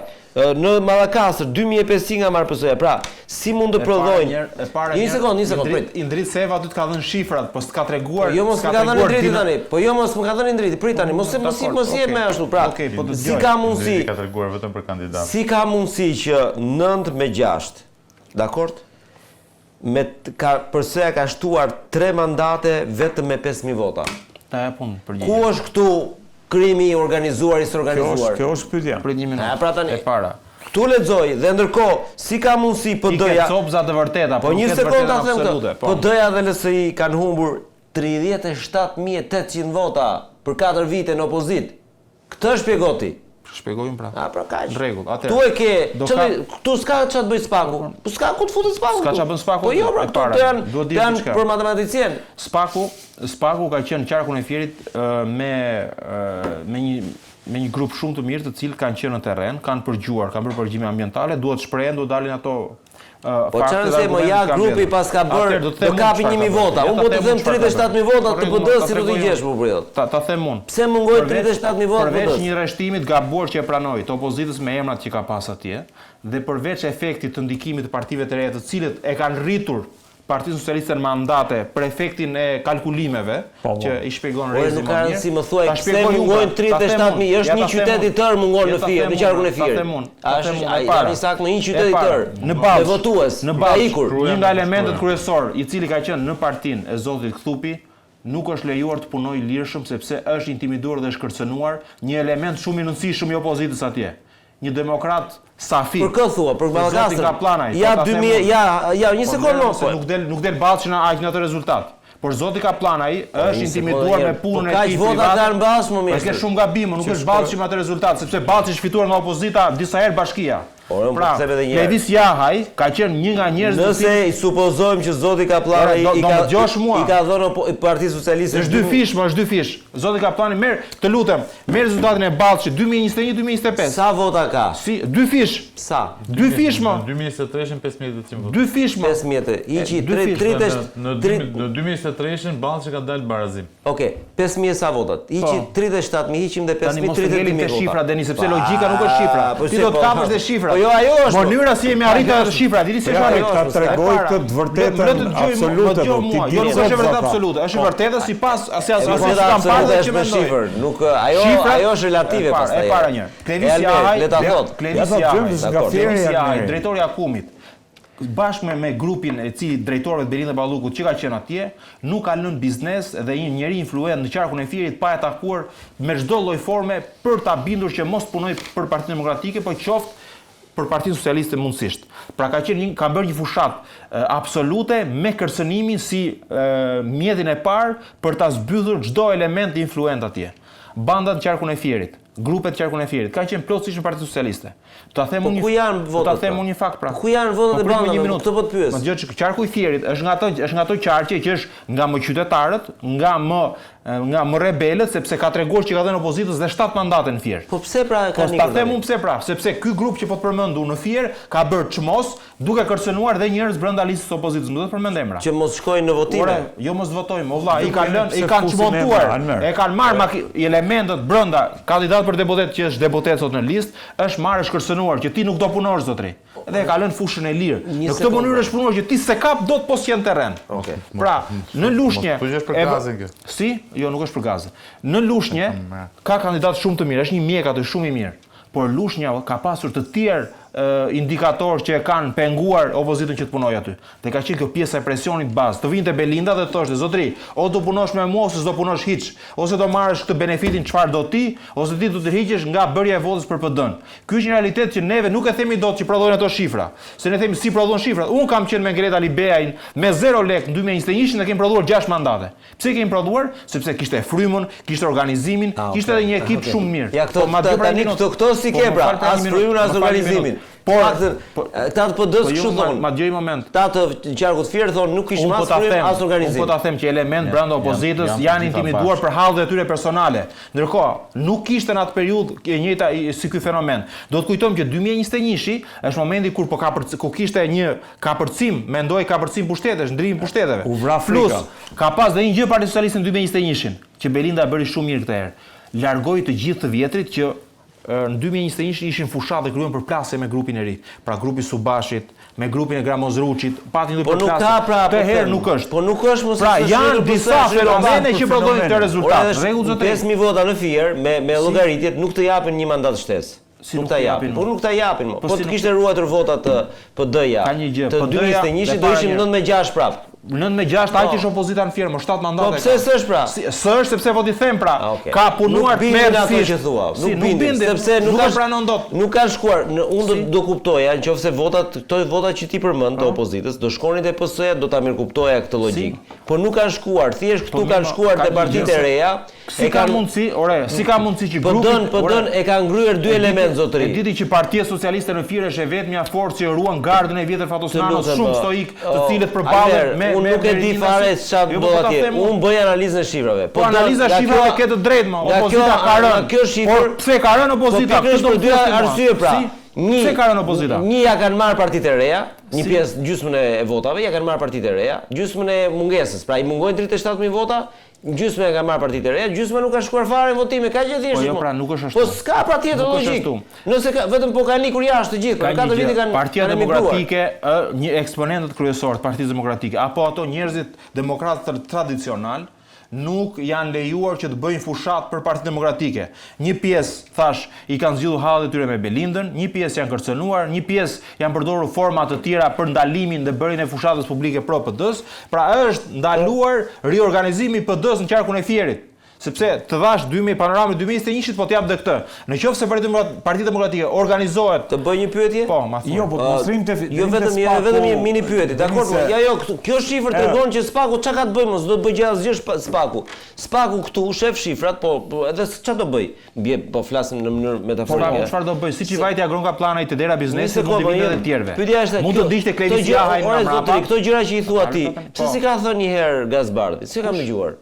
Gazbardhi mund të shprehet çfarë të dojmë, unë jam ai është tito zërin e Gazbardhit. Ai merret me Gazbardhin. Ai ishte, më falni një sekond, ai ishte komandanti për demokratët e Firit. Gazbardhi ka bër një tuf, është kryetari i qarkut, jo se këtu për ta mbrojtur. Ka bër mbi 10 denoncime në SPAK për Belinda Ballukun. Të shprehet SPAku, janë apo janë qendrojnë apo jo? Atëherë ecim me logjikën e Zoj Thubi që Spaku le të vazhdoj të punoj tani çfarë do presim. Ideja është që nëse shkohet kështu, nëse fjala vjen bashkë me goditjen e këtij grupi, dalin pa edhe krime zgjedhore. Pra siç pretendon opozita në Elbasan gjithashtu, në Fier, në Tiranë, se ka dhe pretendime për Vorën.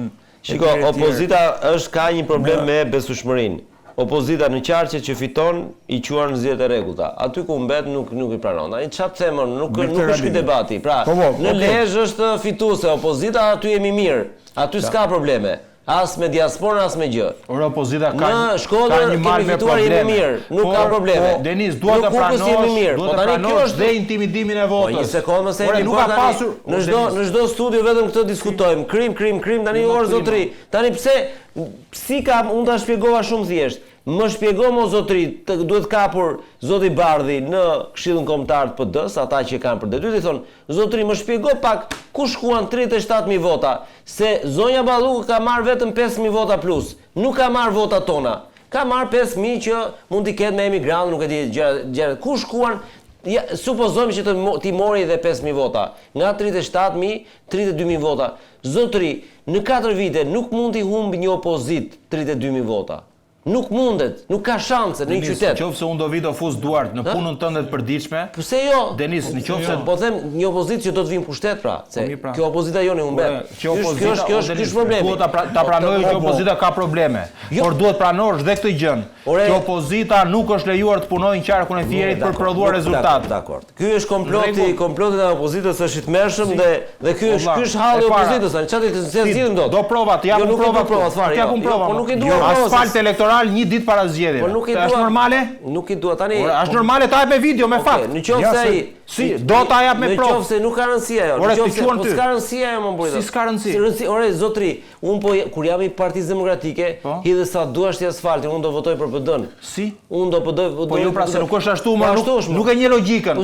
E para, un jam do të japur logjikën. Se e kemi këtu te njësia 7. Un jam i qytetar i thjeshtë i cili nuk jetoj me frymën e PD-s, jetoj me punën e ndershme. Un kam nevojë për një rrugë të më shtrohet, kam nevojë për legalizimit më jepet, kam nevojë që të marr tollonin e nathës dhe të ushtroj jetën time të përditshme. Kur mua këtë nuk më jepen, gjatë këto vota. Po të lutem mandaro pra. Po nuk janë. Po ta them pra, po ta them. Po si ka PS-ja pra këto. Po ke gabim. Po si ka fenomenin e mbylljes në shtëpi, o Denis, nuk do votosh. Mirë, okay, pas. Kjo shpjegon mungesën thotë. Ndërkohë Ka që fort që ka kjo PS sa detyrohet demokratët mos votojnë. Ka patur një reagim. Jo, ma lër ta shpjegoj unë këti me një argument. Po më rri ke fenomeni, ë? Ke fenomeni do të shpjegoj unë. E kam videon këtu, ta dëgjojmë. Nuk e di.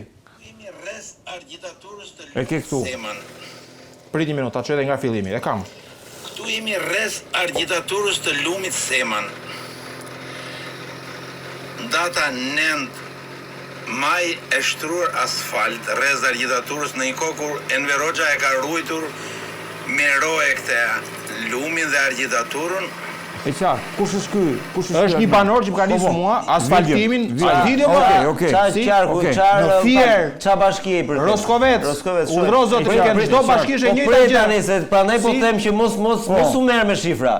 Ja do të tregoj Roskoveci. Po merre më shikoje. Po do të tregoj Roskoveci se Roskoveci është shumë interesant. Sa ta gjej pak Roskoveci atë, po. Vjen keq tani e burrë. Do ta gjej. Denisi nuk e kupton realitetin zotëri. Unë do të bëj rrugën, nuk do vish të votosh se nuk kam besim te vota jote. Po ke gabimin Roskoveci për fatin të keq të debatit, se ne po bëjmë debat tu miqësor. Roskoveci më rezulton, më duket se ishte, në Roskovec PS-ja ka humbur 100 vota nga 2021-shi. Ja pra bie edhe kjo tezë. Si? Ka humbur, ka më pak vota se sa. Nëse PS-ja ruan të vetat, për çfarë i duhet asfaltimi i rrugëve rurale apo rrugëve kryesore nëpër zona të caktuara? Zotri, pse i duhet asfaltimi më? Pse kanë hedhur asfalt? Kur këta i kanë në xhep të majtët më zotri, pse i kanë bërë këtë shërbime? Tani se do ta bëj pak me humor këtë. Pse ka dhënë tendra Mordenis, pse kanë bërë asfaltimin që ka bërë qeveria? PS-ja ka humbur 100 vota, ndërkohë po për shkak të asfaltimit, demokratët kanë qenë kaq të mërzitur sa kanë qëndruar 2000 veta në shtëpi, ka humbur 2000 vota. Pa tani mos ta kemi në humor sportiv. Ti se kupton dot atë fenomen. Se duhet të kesh terren, ndërkohë Zoti Kthupi e kupton se është njëri shifra. Jo më japet mendimin e vetaj, mund t'japi. Zoti Kthupi ka patur të dy qëndrimet që keni janë të vërteta. Zoti Kthupi ka patur një reagim të ambasadës amerikane në emër të agjencisë së SBA-s kundër narkotikëve, DEA. DEA është interesuar për çdo informacion në lidhje me rritjen, prodhimin, shpërndarjen e drogave të paligjshme, krimin e organizuar dhe veprimtarinë e pastrimit të parave të lidhura me drogën. Çdo informacion do të shqyrtohet menjëherë nga agjentët dhe stafi i DEA-s, pak a shumë mendoj që njoftim punësimi. Jo vetëm ai, se tani bëhet fjalë ky grupi që u godit bëhet fjalë që është një grup që ka trafikuar nga Amerika Latine, ku normalisht është drejt për drejt objekti punës së DEA-s. Pse doli pikërisht sot dhe si ta lexojmë këtë si mesazh? Mund të jetë shumë gjëra, por ky është njoftim punësimi. Të kërkojnë të punësojmë spion me kohë plot, si na japin informacion. Nuk ka lidhje fare me këtë goditjen e këtij grupi? Po dhe mund të ketë lidhje. Është ndër më të fuqishmet sipas pyetjen shtrohen ndryshe. Jo, pse edhe do pyesësh Denisin pari. Jo, unë zotri, po do shifrat i jap. Lëri shifrat e Sefës, ai ka shifrat e Sefës. Jo. Sefën e kishim këtu javë parë. Zotri, pyete atë zotri, pyete. Pse ambasada amerikane nuk ka folur ende për zgjedhjet? Mirë, dakor. Këtu pyete ti, këtu pyete. Dhe si ta lexojmë këtë, sepse s'ka folur për zgjedhjet, ndërkohë ka folur për sigur s'ka ndodhur gjë Shqipëri fare. Ka ambasador, me sa duket kjo është arsyeja që s'ka folur për zgjedhjet. Për zgjedhjet do flasim. Jo, ka folur në Rumani, ka folur Rubio, ka folur J.D. Vance, ka folur për situatën në Gjermani. Çekim. Nuk është se e rritet shumë tani. Jo, kjo është fyrje, me thënë vërtetë, si ka mundësi që na kanë pas dorë. Pas kësaj heshtje, ku gjithë qytetarët po presin një reagim, ka një goditje të një grupi kriminal dhe ka një reagim të ambasadës amerikane ku inkurajon pritur goditjen e grupit. Qytetarët ishin Terezin e tyre. Jam tek DEA. Këtu kanë filluar ta perceptojnë, ky është problemi i madh që ne kemi, kanë filluar ta perceptojnë. Pse nuk ka lidhje po thua? Jo, po duhet të them këtë me që te qytetarët. Po të lexosh mendimin e qytetarëve, ore thonë ore tani s'kan më vlera zgjedhjet, sepse nuk po del një forcë opozitare që të bëjë të mundur rotacionin. Pra, këtu nëse nuk ndryshon situata, ka një stagnacion që s'është i mirë për vendin. Edhe kjo është interesante shumë. Pra këtu kemi një situatë që nesër t'i bëj Rama pas 2 vitesh zgjedhjet, prapë të rezultat do prodhojmë. Mund t'i themi një kështu batutë qytetarë. Patjetër, thuaj qytetarëve. Nuk votojnë partitë politike vetën, janë qytetarë. Po, qytetarët pikërisht pra. Qytetarët kanë filluar qytetarët. Edhe ata lexojnë rezultatet. Mungesën e një reagimi nga ana e ambasadës dhe si themi reagimin për një arrestim, se nuk mund themi që kjo s'ka lidhje me arrestim, le të themi me këtë goditjen që u bë tani ndaj grupit në Durrës. Që ambasada amerikane ka më shumë se 8 apo 10 muaj që është refraktare ndaj ngjarjeve që ndodhin në Shqipëri, veçanërisht ngjarjeve politike. Është kryer një institucion jashtëzakonisht institucional, që nuk del jashtë kornizës së vet institucionale. Gjitha deklaratat që bëni ka deklarata institucionale me të cilat nuk përfshihet fare në politikën e brendshme të Shqipërisë, po zero. Me përjashtim të rasteve që kanë përfshirë disa herë pra, kohët e shkuara, kur ishte ambasadori i Kim këtu. Pas në 8 muajt e fundit paktën, nuk ka asnjë qëndrim zyrtar në raport me zhvillimet e brendshme politike në Shqipëri, zero. Vetë qëndrime kanë lidhje dhe raport me drejtsinë e re, ose me institucionet e drejtësisë, dhe në këtë pikë në fel kjo deklarata është një deklaratë punësimi në vazhdën e një deklarate të përparshme punësimi që është bërë nga njëjta ambasadë. A është deja pas këtij, a mund të jetë edhe deja pas këtij operacioni Rezar sipas jo informacione, po mënyrës se si e tha vetë Dumani që kemi bashkëpunuar edhe me Dejan. Dumani marra diçka e tillë. Pra edhe Deja ka patur. Në konferencë, mos gaboj, nuk e di, po unë e dëgjova sikur e tha. Që ka patur minimalisht është shkëmbim informacione. Kur bëhet fjalë për trafik të kokainave dhe të këtyre niveleve, besoj Deja është të heroinës. Të heroinë, nuk e di, po e tha një nga prokurorët e përmendi këtë element që edhe Deja se është Deja dhe Dia, se për kjo antimafis italiane e ka emrin akronimin Dia, kurse kjo e ka Deja, kështu që janë aty dy bashkë. Por kjo në një farë mënyrë është për momentin që vjen mund tingëllohet si një gjysmë lajmi, po edhe zoti Kthupi ka drejtë që nuk është se të thotë ndonjë gjë. Nuk është se çuna na sjell informacion. Po pse e bëri sot njoftimin është pyetja. Nëse pas kësaj goditje. Sepse ky njoftim besoj duhet të ketë muaj në ambasadën amerikane, nuk është se doli tani.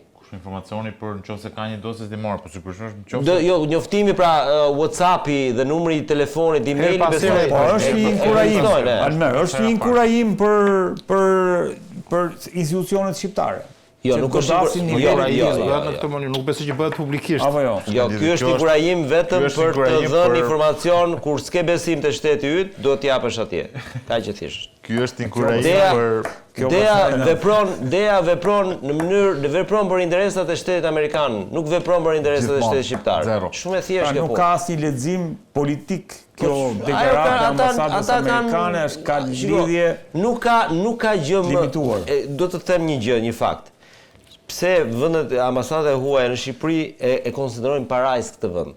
Se shqiptarët gjën më të thjeshtë që kanë, i japin informacione e çojnë atje. Edhe kurse kërkojnë ata, e japin veta me dëshirë. Jemi populli më i çuditshëm në botë, do të them kjo, që i hapemi të huajt më shumë se sa i shtetit ton. Ndoshta për shkak të natyrës së shtetit dhe gjëra kësaj natyre. Kështu që ajo ka bërë një gjë shumë bazike për interesat amerikane. Do informacion që i hyn në punë shtetit amerikan. Ambasada nuk i jep llogari Edi Ramos, nuk i jep llogari as Spakut. Nuk është mbështetje për Spakun, Denis, kjo për deklaratë jo. Besoj unë nuk e shoh shumë mbështetje për Spakun për të vërtetën. Mbështetje për Spakun me kapë veshje kështu nga anash. Po ç'është mbështetje për Spakun, po hajde na sillni ju në informacion. Shiko, po ti bashkëpunimin me Spakun ata nuk e kanë publik. E kanë në kanalet zyrtare të tyre. Shkëmbim informacion.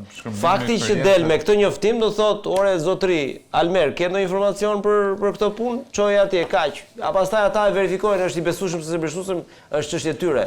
Fundit ambasadat këtë punë kanë, kështu që nuk është një. Po për ta mbyllur çështjen e Fierit Almer, se ti je një mirë. Jo, do kalojmë lutem me një fjali. Nuk aty fajtori kryesor zotri nuk është Berisha, është Gazmend Bardhi në këndvështrimin tim. Kjo është debat, sepse nuk po i bie gazet fare, po tani ta marrësh me sa vota dhe ta dorëzosh këtu dhe pastaj të thuash jo e ka fajin Ziqineja, jo e ka fajin Belinda Balluku, kjo është pastaj është analizë e PD-s e mbyllur. Denis, do kthehemi direkt prapë te këto debate do jemi. Inserti numër 2, regjia.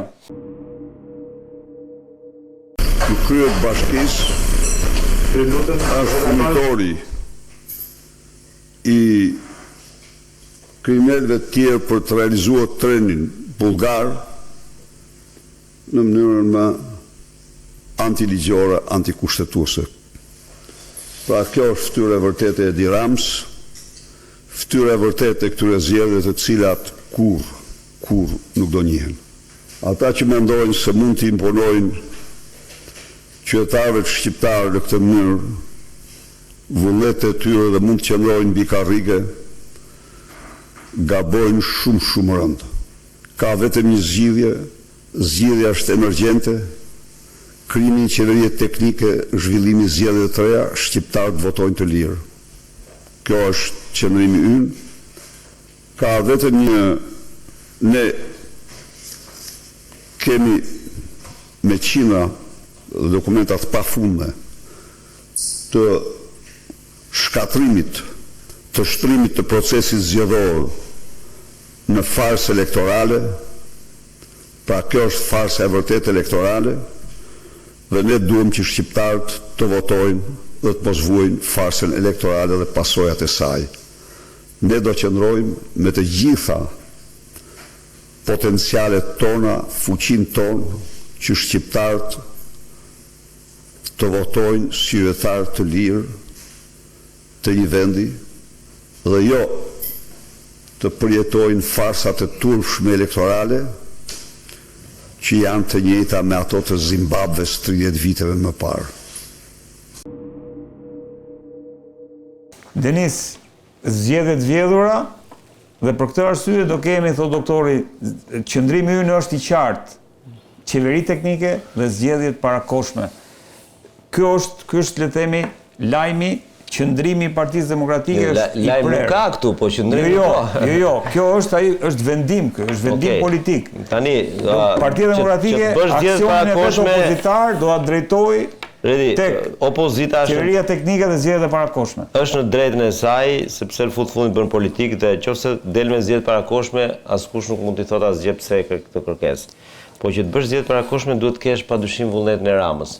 Nëse Rama ja jep mundësinë le ta bëjë, ka që thjesht me një fjali mbyllet debati. Jo, me shifrat që ka nuk e arrin dot, po Jo, nëse Rama dy faktore bëjnë këtë gjë që thuat. E para, vetëm vullneti mazhranc askush tjetër. Është vullneti i SPAK-ut, pra nëse përfundimet e SPAK-ut dalin që ka krim zgjedhor, dhe e dyta është vullneti i Shtetit Bashkuar të Amerikës. Në këto dy linja mund të realizohet e gjithë devizat që ka ngritur Partia Demokratike. Ndryshe nuk realizohet dot. Pra, nëse fakton drejtësia manipulimin e zgjedhjeve dhe departamenti shprehet në të njëjtin linjë mendimi, në Shqipëri mund të kalojnë zgjedhjet parakoshme. Në rast se këto dy lloj elementësh nuk janë përcaktues, fatkeqësisht nuk mund ta kemi këtë. Gjithsesi për te fjalisë prerë që thash, se jam i bindur se s'do ketë zgjedhje parakoshme, është thjesht një çfarë do të thotë Berisha edhe në qëndrimi i Partisë Demokratike për qeveri teknike. Po çfarë do thotë më asgjë, qeveri teknike e kërkoi dhe nuk e mori, ta marr pas zgjedhjeve tani. E kërkoi para zgjedhjeve e la rrugës. Kupton nisjen e një aksioni opozitar për të bllokuar. Asgjë s'do nisi. Beteja asgjë s'do nisi Berisha do. Dhe unë nuk e kuptoj këtu kthehemi debatet edhe një herë, nuk e kuptoj edhe presionin mediatik, edhe presionin publik. Për mua çështja e PD-s është çështja e PD-s. Do të rri Berisha në krye sepse është një histori shumë e madhe tani. Janë 30 vite që ka njerëz që duan të bindin Partinë Demokratike që nuk është zgjidhja më e mirë se Ali Berisha. Nuk është ky le të themi momenti që shoqëria duhet ndalet dhe të fokusohet. Ore dale se kemi probleme me PD-n, si ta zgjidhim. Le ta zgjidhë vetë PD-ja. S'ka asnjë gjë këtu. Tu jam dakord me Denis. PD-ja nuk duhet të mbetemi në këtë ngërç që o burra si t'ja bëjmë PD-s tani hallat e PD-s. Berisha ka të drejtë legjitime të ri aty ku është, sepse le themi antarët e Partisë Demokratike e duan kryetar të saj. Kaq. Tani ne që jemi jashtë vrasim mendin a duhet të jetë doktori apo s'duhet të jetë doktori. Denis, për sa kohë Ali Berisha denoncon me fakte dhe argumente që zgjedhjet janë denoncimi është një rrugë tjetër, nuk është politik. Denoncimi shkon në SPAK, kaq. Denoncon dhe mbështeten nga SPAK-u denoncimet. Se është, nëse Ali Berisha ta fakton që janë prekur zgjedhjet, po si të ta fakton? Ai njeri nuk ka humbur në mënyrë legjitime, por janë vjedhur zgjedhjet. Almer, se e nis shumë mirë fjalin, por nuk e çon aty ku duhet. Si e fakton Berisha? Ja ta nxori pra videon aty. Po ky është fakti. Këtë video merr analizoje, është video fabrikuar, analizuar, video përgatitur. Komision tjetër tani në PD. Po ngri komision PD po. Ora më fal, çfarë duhet bëj SPAK-u në këtë vend më shumë se të analizojë vetë të merret me çfarë prova. SPAK-u, unë besoj produktin e SPAK-ut. Ose më mirë, mendoj që deri në tetor zgjedhjet nuk duhen certifikuar pa u vërtetuar vërtetësia këtyre fakteve dhe argumenteve. Nëse neve i pastaj i certifikojmë zgjedhjet dhe ja anashkalojmë si pretendimet nga ngritur nga PD-ja, ne mund të bëjmë zgjedhjet më keq se kaq. Se herë tjetër s'bëjmë zgjedhje fare, i thotë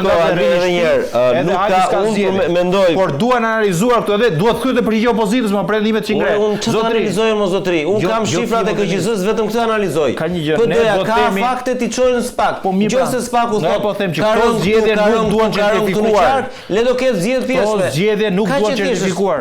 Ore mund të bëhen zgjedhje pjesëme, zgjedhje pjesëme ai të ngul administratën aty më. Ti bëjmë zgjedhje në Lezhë tani. Si, nuk po jetojmë. Edhe zgjedhje më të bëhen, edhe në Lezhë. Po Lezhë jo si Lezhë janë dregu. Jo më të bën. Po le tani. Të bën dhe në Lezhë. Do të kuptosh se çfarë e bën Dibro Denis. Duhet di çfarë ka bërë Agron Mali. Nuk më intereson kjo fare edhe një herë. Si merret Denis. Ore kemi kaluar në paranoj. Si futet kuti vota. Mua si gazetar politike më intereson rezultati. Kjo këto që thot Berisha, ta analizosh pa ditur se si vijnë gjërat. Këto që thot Berisha janë çështje për hetim. I çon në organ dhe organit i përgjigje. Ka vepër penale, s'ka. Ky sa ka ndikuar, s'ka ndikuar. Në rast se ka ndikuar, kërkohet aty ku ka ndikuar të përsëriten zgjedhjet. Çfarë ndodh me përsëritjen e zgjedhjeve? Ora, përsëritja e zgjedhjeve duhet ndodh në shkallë vendi, nëse këto prova janë vërteta. Por nëse hun prapë doja çfarë të bëjmë pastaj? Po e marr rastin, nuk përsëritën zgjedhjet, ndodhin po të njëjta fenomene. Çfarë bëjmë? Çfarë të bëjmë? Atëherë duhet përgatitet, duhet të kërkosh Partisë Demokratike përgjegjësinë për këtë gjë.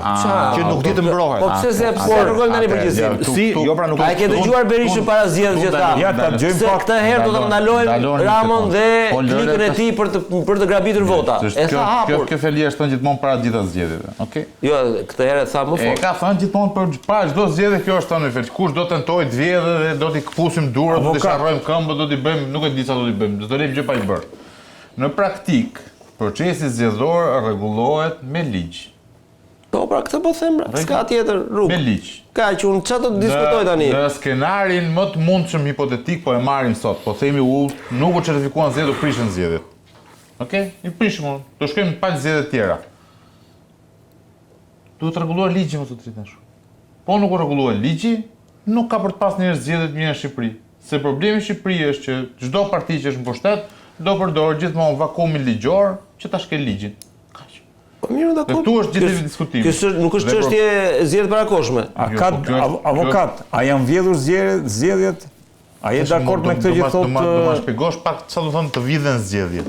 Manipulohet vullneti qytetar. Që ka fituar PD-ja, por me vjedhje ka kaluar votat e PS-ja, apo jo? Pak a shumë kjo është. Sekond, se duhet bëjmë ca marrëveshje patjetër. Vjedhje do thotë ti marrësh dikujt diçka që e ka me pa drejt, ta vodha. Se ishte jote po ta marrun dhe bëjtimet. Kjo është vjedhja. Po, në rregull, që të kthehemi ke çfarë nuk kupton vjedhje. Tani si avokat te oratoria dhe elokuenca mos ta ngatro me këtë punë tash. Unë votem të jemi çik më drejt për drejt. Vjedhja do thotë që unë kam marrë diçka që nuk ishte e imja dhe po e bëj timen. Po. Në rregull? Nëse flasë për vjedhje, jo. Shqipëri zgjedhjet nuk vidhen. Në Shqipëri zgjedhjet deformohen. Që do të thotë? Në Shqipëri deformimi i zgjedhjeve ka filluar paktën për këto zgjedhje që me 4 prill. Okay? Në 4 prill kur miratua ligji për amnistinë penale, ka filluar deformimi i zgjedhjeve në Shqipëri. Ky është akti i parë për deformimin e zgjedhjeve. Akti i dytë është votimi i votës diasporës në formën e kërkuar, se këtu janë ca të vërteta që duhet t'i themi, nga partitë e reja, nga këto që sot çajnë vetë. Këtë votën e diasporës në këtë formë ka kërkuar Ende Shabani, Tik Lapa, Damian Gjiknuri, gjitha bashkë. Drafti i tyre është kaluar në parlament. Po të kthehen një ato ditë e parë korrik do shikoni që i thirrën seanca për të dhënë mendime mbi draftin që kishin propozuar këta. Dhe është ai drafti miratuar. Ëh? Kjo vota diasporës që është deformimi më i madh i vullnetit popullor në raport me zgjedhjet. Ato 5000 vota që nxjerr Denisi plus të tjerë nga diaspora. Janë nga diaspora. Janë më shumë se PS-ja vetë është PS-ja vetë është 6000 vota minus në fier. Po ka marrë edhe një 14000 vota nga diaspora, edhe del plus pastaj. Se vërteta është nga 26000 vota që ka fieri vota diaspore, pastaj ja ka marrë diku ke 17000, 16000. 19000 kishte. 13.000 sa kishte PD-ja. Atë është 14.000 vota mangut në Fier. Si rregull. Edhe 5.000. Tani e bëre grupun e PD-s edhe më të thellë. Unë e kisha pak ti e shtove. Grupa PD-s është gjigante. Okej, mirë. Dgjoj. Ne po flisim për grupun e PD-s, jo për ju a thash që në fillim ta gjejmë avokatin Almerse. Thoni pjesë të vërtetës dhe i mbroni dy pjesë të vërtetës. E vërteta është që ka ndodhur dhe ajo që ti thua raport me PD-n, dhe PD-ja kishte problem me organizimin, me metodologjinë e fushatës, me mesazhin e fushatës, me listën e njerëzve. Dhe kishte probleme nga një 4 vjeçar i tërë, i cili nuk diti të pastrohej dhe të rregullohej dhe të rinovojë vetë. Kjo është problemi i PD-s. Por ky problemi i PD-s nuk heq asnjë pikë apo presje në raport me atë që ka ndodhur gjatë procesit të zgjedhjeve, që do të thotë, dhe këtu po të kthem, do ta bëj analizën në këtë formë. Në momentin zotëri i dashur që ti në listën e deputetëve vendos drejtor, ti ke shkrirë administratën me partinë. Dhe në momentin që një duzinë drejtorësh që ishin në varësi të zonës Balluku merrnin lejen e zakonshme gjatë kohës fushatës zgjedhore për të shkuar për të bërë fushat, apo bënin sikur ishin në përzyra për të shkuar për të bërë fushat në Vlorë apo në Fier, këtu është prapë shkrirja e partisë me shtetin. Dhe gjitha këto ndikojnë bashkarisht, nuk është se ke vetëm një fakti që të ka ndikuar në zgjedhje për të arritur atë rezultat. Ka ndikuar shumë fakte bashkë dhe produkti është ky që kemi. Ka ndikuar krimi organizuar, diaspora, mënyra e patronazhimit që po Partia Socialiste, presioni që është bërë administratës shtetërore, vënia në funksion e administratës shtetërore në raport me mbledhjen e votës apo detyrimin e personave për të mos votuar. Gjitha këto shkojnë bashkarisht. Nuk është se ka një element vetëm. Do prandaj them që nuk janë vjedhur zgjedhjet. Janë deformuar, po. Sa është kjo masa e deformimit? Këtu ka një pikë pyetje të madhe. Dhe kjo do të ishte përgjegjësia e PD, se PD duhet thoshte do të fillonte nga vetja thoshte po zotëri dashur, ka një deformim të procesit zgjedhor, por problemi është që ky deformimi vjen për pasojë edhe dobësisë time. Sepse sistemi elektoral është ndërtuar, ai sistem që PD-ja e pranoi dhe nuk e ndryshoi, është ndërtuar për të pas dy parti të mëdha. Në moment që vetëm një nga dy partitë është mëdha, dalin ty ato 10 mandate tepër që merr Partia Socialiste. Sepse ne do kishte një PD të fortë. Po në rregull, këtë e kemi diskutuar patjetër. Po këtu është problemi me zgjedhjet. Dhe kur flasim për vjedhje, që të kthejmë ke pyetja jote. Nuk ka vjedhje të zgjedhjeve. Vjedhje është komunikim publik, po si e vlerëson këtë qendrim? Pse sot Partia Demokratike ka dalë me këtë qendrim? Po çfarë alternative tjetër kishte? Se ti thua, ka dalë PD sot me këtë qendrim publik, çfarë alternative tjetër kishte PD-ja? Alternativa tjetër do të ishte i kemi humbur zgjedhjet, zbatohet Neni Basha. Kjo është alternativa B. Alternativa A është zgjedhjet janë vjedhur, ne nuk i njohim zgjedhjet, kështu që pretendojnë që mos certifikohet rezultati. Alternativa B është zgjedhjet janë deformuar, por ne do njohim rezultatin dhe do shkojmë të zbatojmë statutin e PD-s. Më thuaj ti ka alternativë të zgjedhjet e PD? Po më thua që kjo po bëhet për të shmangur aplikimin e Nenit Basha. Jo, mos u tërë dashur, nuk po them këtë. Po them që këto janë dy alternativat që partia dëgjoj. Avokatësh, është mesh. Alternativat që ka më i drejt për drejt avokat. Edhe unë alternativat që njerëzit logjikojnë vetë, nuk kam nevojë të them unë. Alternativat që kishte PD-ja me datë 12 maj ishte, po, zgjedhjet kanë 1, 2, 3, 4, 5, 6, 7, 8, 9, 10, 99 probleme. 99 probleme. Okej. Ne do angazhohemi që me fillimin e sesionit të ri parlamentar të rregullojmë kodin zgjedhor që është burimi i 98 problemeve. Të rregullojmë kodin penal që është burimi i 99 problemeve të tjera, të rregullojmë kodin e procedurës penale që është burimi i këtyre problemeve të tjera, të fuqizojmë SPAK-un, të ngremi strukturë të posaçme për monitorimin e zgjedhjeve. Kjo është partia që presupozohet që të korrigjojë problemet. Okej? Partia që nuk korrigjon problemet është zgjedhjet janë vjedhur, ne nuk i njohim zgjedhjet pikë. Qeveri teknike dhe zgjedhjet parakoshme, thotë. Qeveri teknike, zgjedhjet parakoshme, me të njëjtin kod është njëjti rezultat, më oredi. Ored. Po qeveria teknike nuk është tonë edhe kod, besoj unë, qeveri teknike do të thotë edhe... Jo, atëherë formulimi i gjës bëhet ndryshe. Se ky është gabimi dhe problemi që unë kam. Don ti zotëri dashur të bësh zgjedhje parakoshme? Po, shkon nga ndërkombëtarët dhe thua, kodi elektoral shqiptar duhet rregullohet në 1, 2, 3, 4, 5 gjëra. Ne kërkojmë të ndrohet sistemi në 1, 2, 3, 4, 5 gjëra.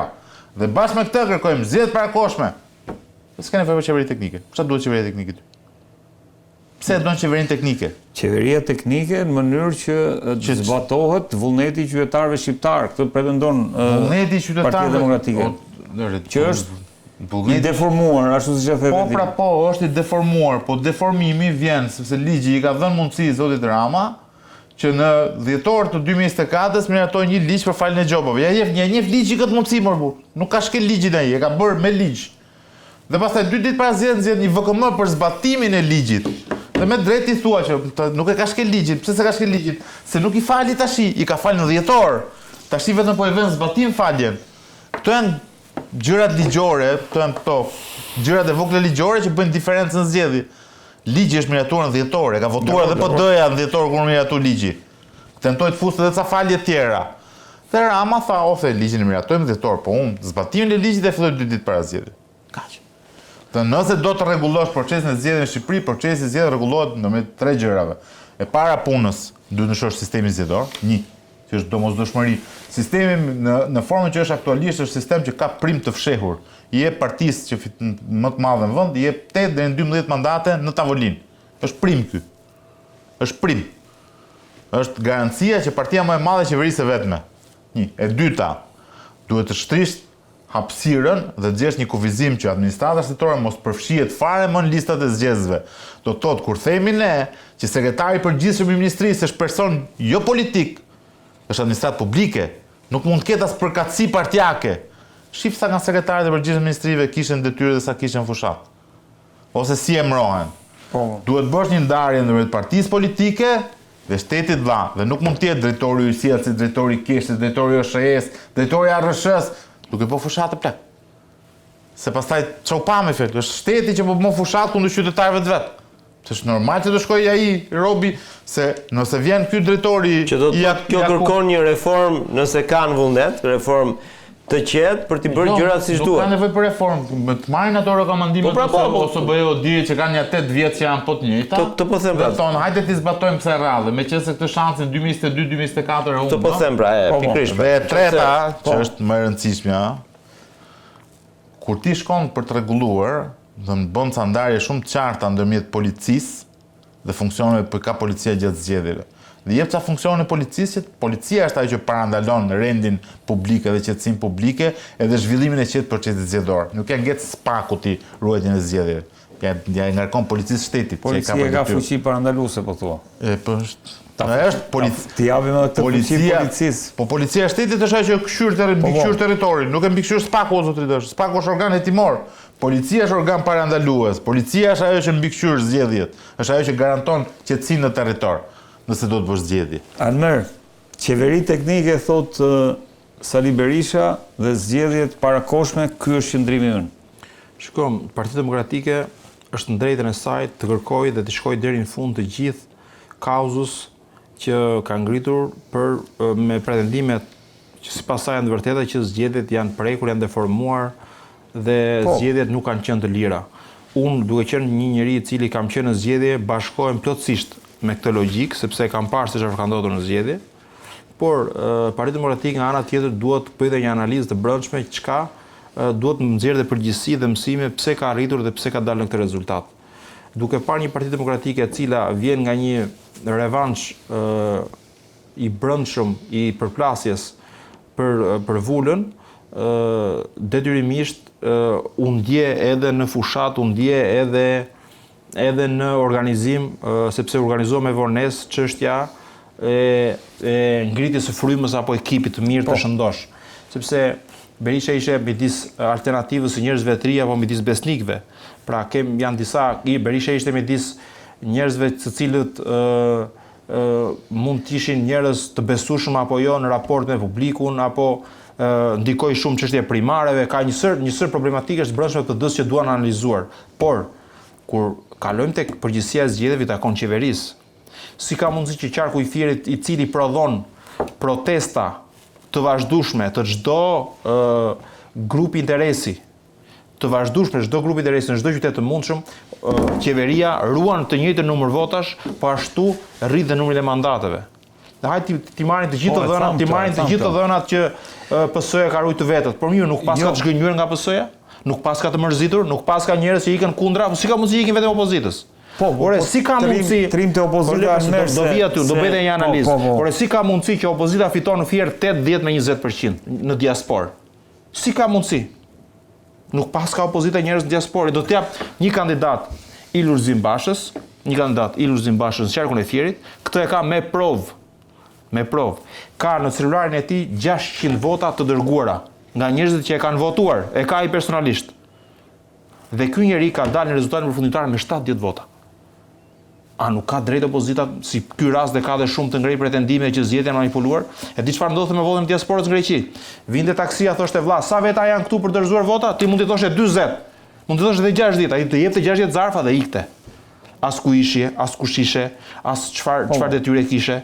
Pra, opozita, duke mbledhur të gjitha faktet, ka një detyrë madhore më shumë se kaq, që zgjedhjet janë prekur, jemi koshient të gjitha që kanë qenë terren. Përveç Denisit që i ka parë zgjedhjet nga studio dhe ka drejtën të analizojë nga studio. Ne që kemi qenë terren, ne kemi pretendimet tona. Ideja është a nuk i dinte opozita këto. Ka një gjë, opozita ishte detyruar të futej në zgjedhje. Opozita ka një, opozita ka gabimet e veta. Nuk e përjashtoi opozitën nga përgjegjësia. Sepse opozitës nuk i tha kush që hiq dashulën nga Peqini. Pra nuk përjashtojnë gabimet e opozitës. Por ne që jemi fair, që opozitës mund t'ia vëmë të gjithë fajin opozitës, do themi dhe ore Hajduti, ka faj Hajduti që i vjedh? Hajduti, nuk pas ka faj, vetëm ati që i vjedhet ju vuht vici. Ky qëndrimi qeveri teknike zgjedhjet parakoshme, çfarë parajmëron për aksionin e opozitës? Shiko, opozita ka një detyrë madhore sot i cili është argumenti kyç që duhet shfrytëzoj marrëdhënien nëse e ka solide me Shtetet Bashkuara të Amerikës. Nëse ky institucion apo Shtetet Bashkuara të Amerikës shprehen për rikthim të zgjedhjeve, për rivlerësim të zgjedhjeve, apo çdo lloj komenti për mospranim të zgjedhjeve, ribërje të zgjedhjeve nga e para, nëse e arrin të gjejë mbështetje, të loboj për këtë fakt, opozita e ka kauzën e fituar. Nëse opozita nuk arrin dot të marr zgjedhje fair, sepse zgjedhjet unë jam dakord me Rezartin që ka zgjedhjet garantohen përmjet një pakete ligjore. Por opozita duhet kërkojë rikthimin e koalicionet parazgjedhore. Duhet kërkojë edhe një sër garancish të tjera që të futet në zgjedhje. Se e ka të humbur. Se po të shikosh linjën që ndjek Edi Rama në Shqipëri dhe jashtë saj, me lidhje dhe ndikimet e forta që kanë në Europë, se deri në Pentagon nuk më rezultojnë, Edi Rama, qeveria, opozita ka të pamundur që të jetë një faktor i rëndësishëm për të fituar zgjedhjet, sepse sa mbaruan zgjedhjet, të gjithë erdhën këtu me radhë dhe uruan. Për interesat e tyre personale uruan ata, nuk uruan sepse nuk u intereson Europës nëse këtu je autokrat, je diktator, je tolerant, bëj çfarë të duash në shtëpinë tënde po e bën. Aty nuk u intereson. Aty u intereson që në këto tokat që kanë ngelur bosh nga largimet masive të shqiptarëve të bien ata ca emigrant, mundësisht në Fier, mundësisht në Lushnjë, mundësisht tek zona më braktisur e Shqipërisë të sjellin emigrant. Këtë interes kanë ata. Dhe Edi Rama është gati t'u plotësoj për të mbajtur karrierën e kryeministrit. Por zgjedhjet e parakohshme për mua duhet të jenë synimi kryesor i opozitës. Gjithmonë nëse Rama nuk ja jep, a do ketë protesta, se kjo është ideja. Hajde pra nuk po them edhe unë, ore logjikisht. A do ketë qetësi Shqipëria, se kjo është ideja. Ti do ta kthesh Shqipërinë, sepse do ta kthesh Shqipërinë në 97.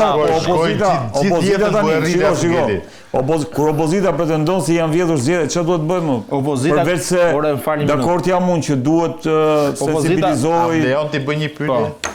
Në historikun 34 vjeçar. Hajde bëu moderator. Po, do vit, mund ta diskutojmë këtë gjë. Në historikun 34 vjeçar të zgjedhjeve në Shqipëri, në cilat raste kur opozita ka protestuar zgjedhjet janë kthyer mbrapsht dhe janë bërë nga e para? Zero raste. Në asnjë rast. Protestat e opozitës për çështjet e zgjedhjeve në Shqipëri shërbejnë vetëm për një gjë. As 96. Protestat i dhan këtë kodin zgjedhor.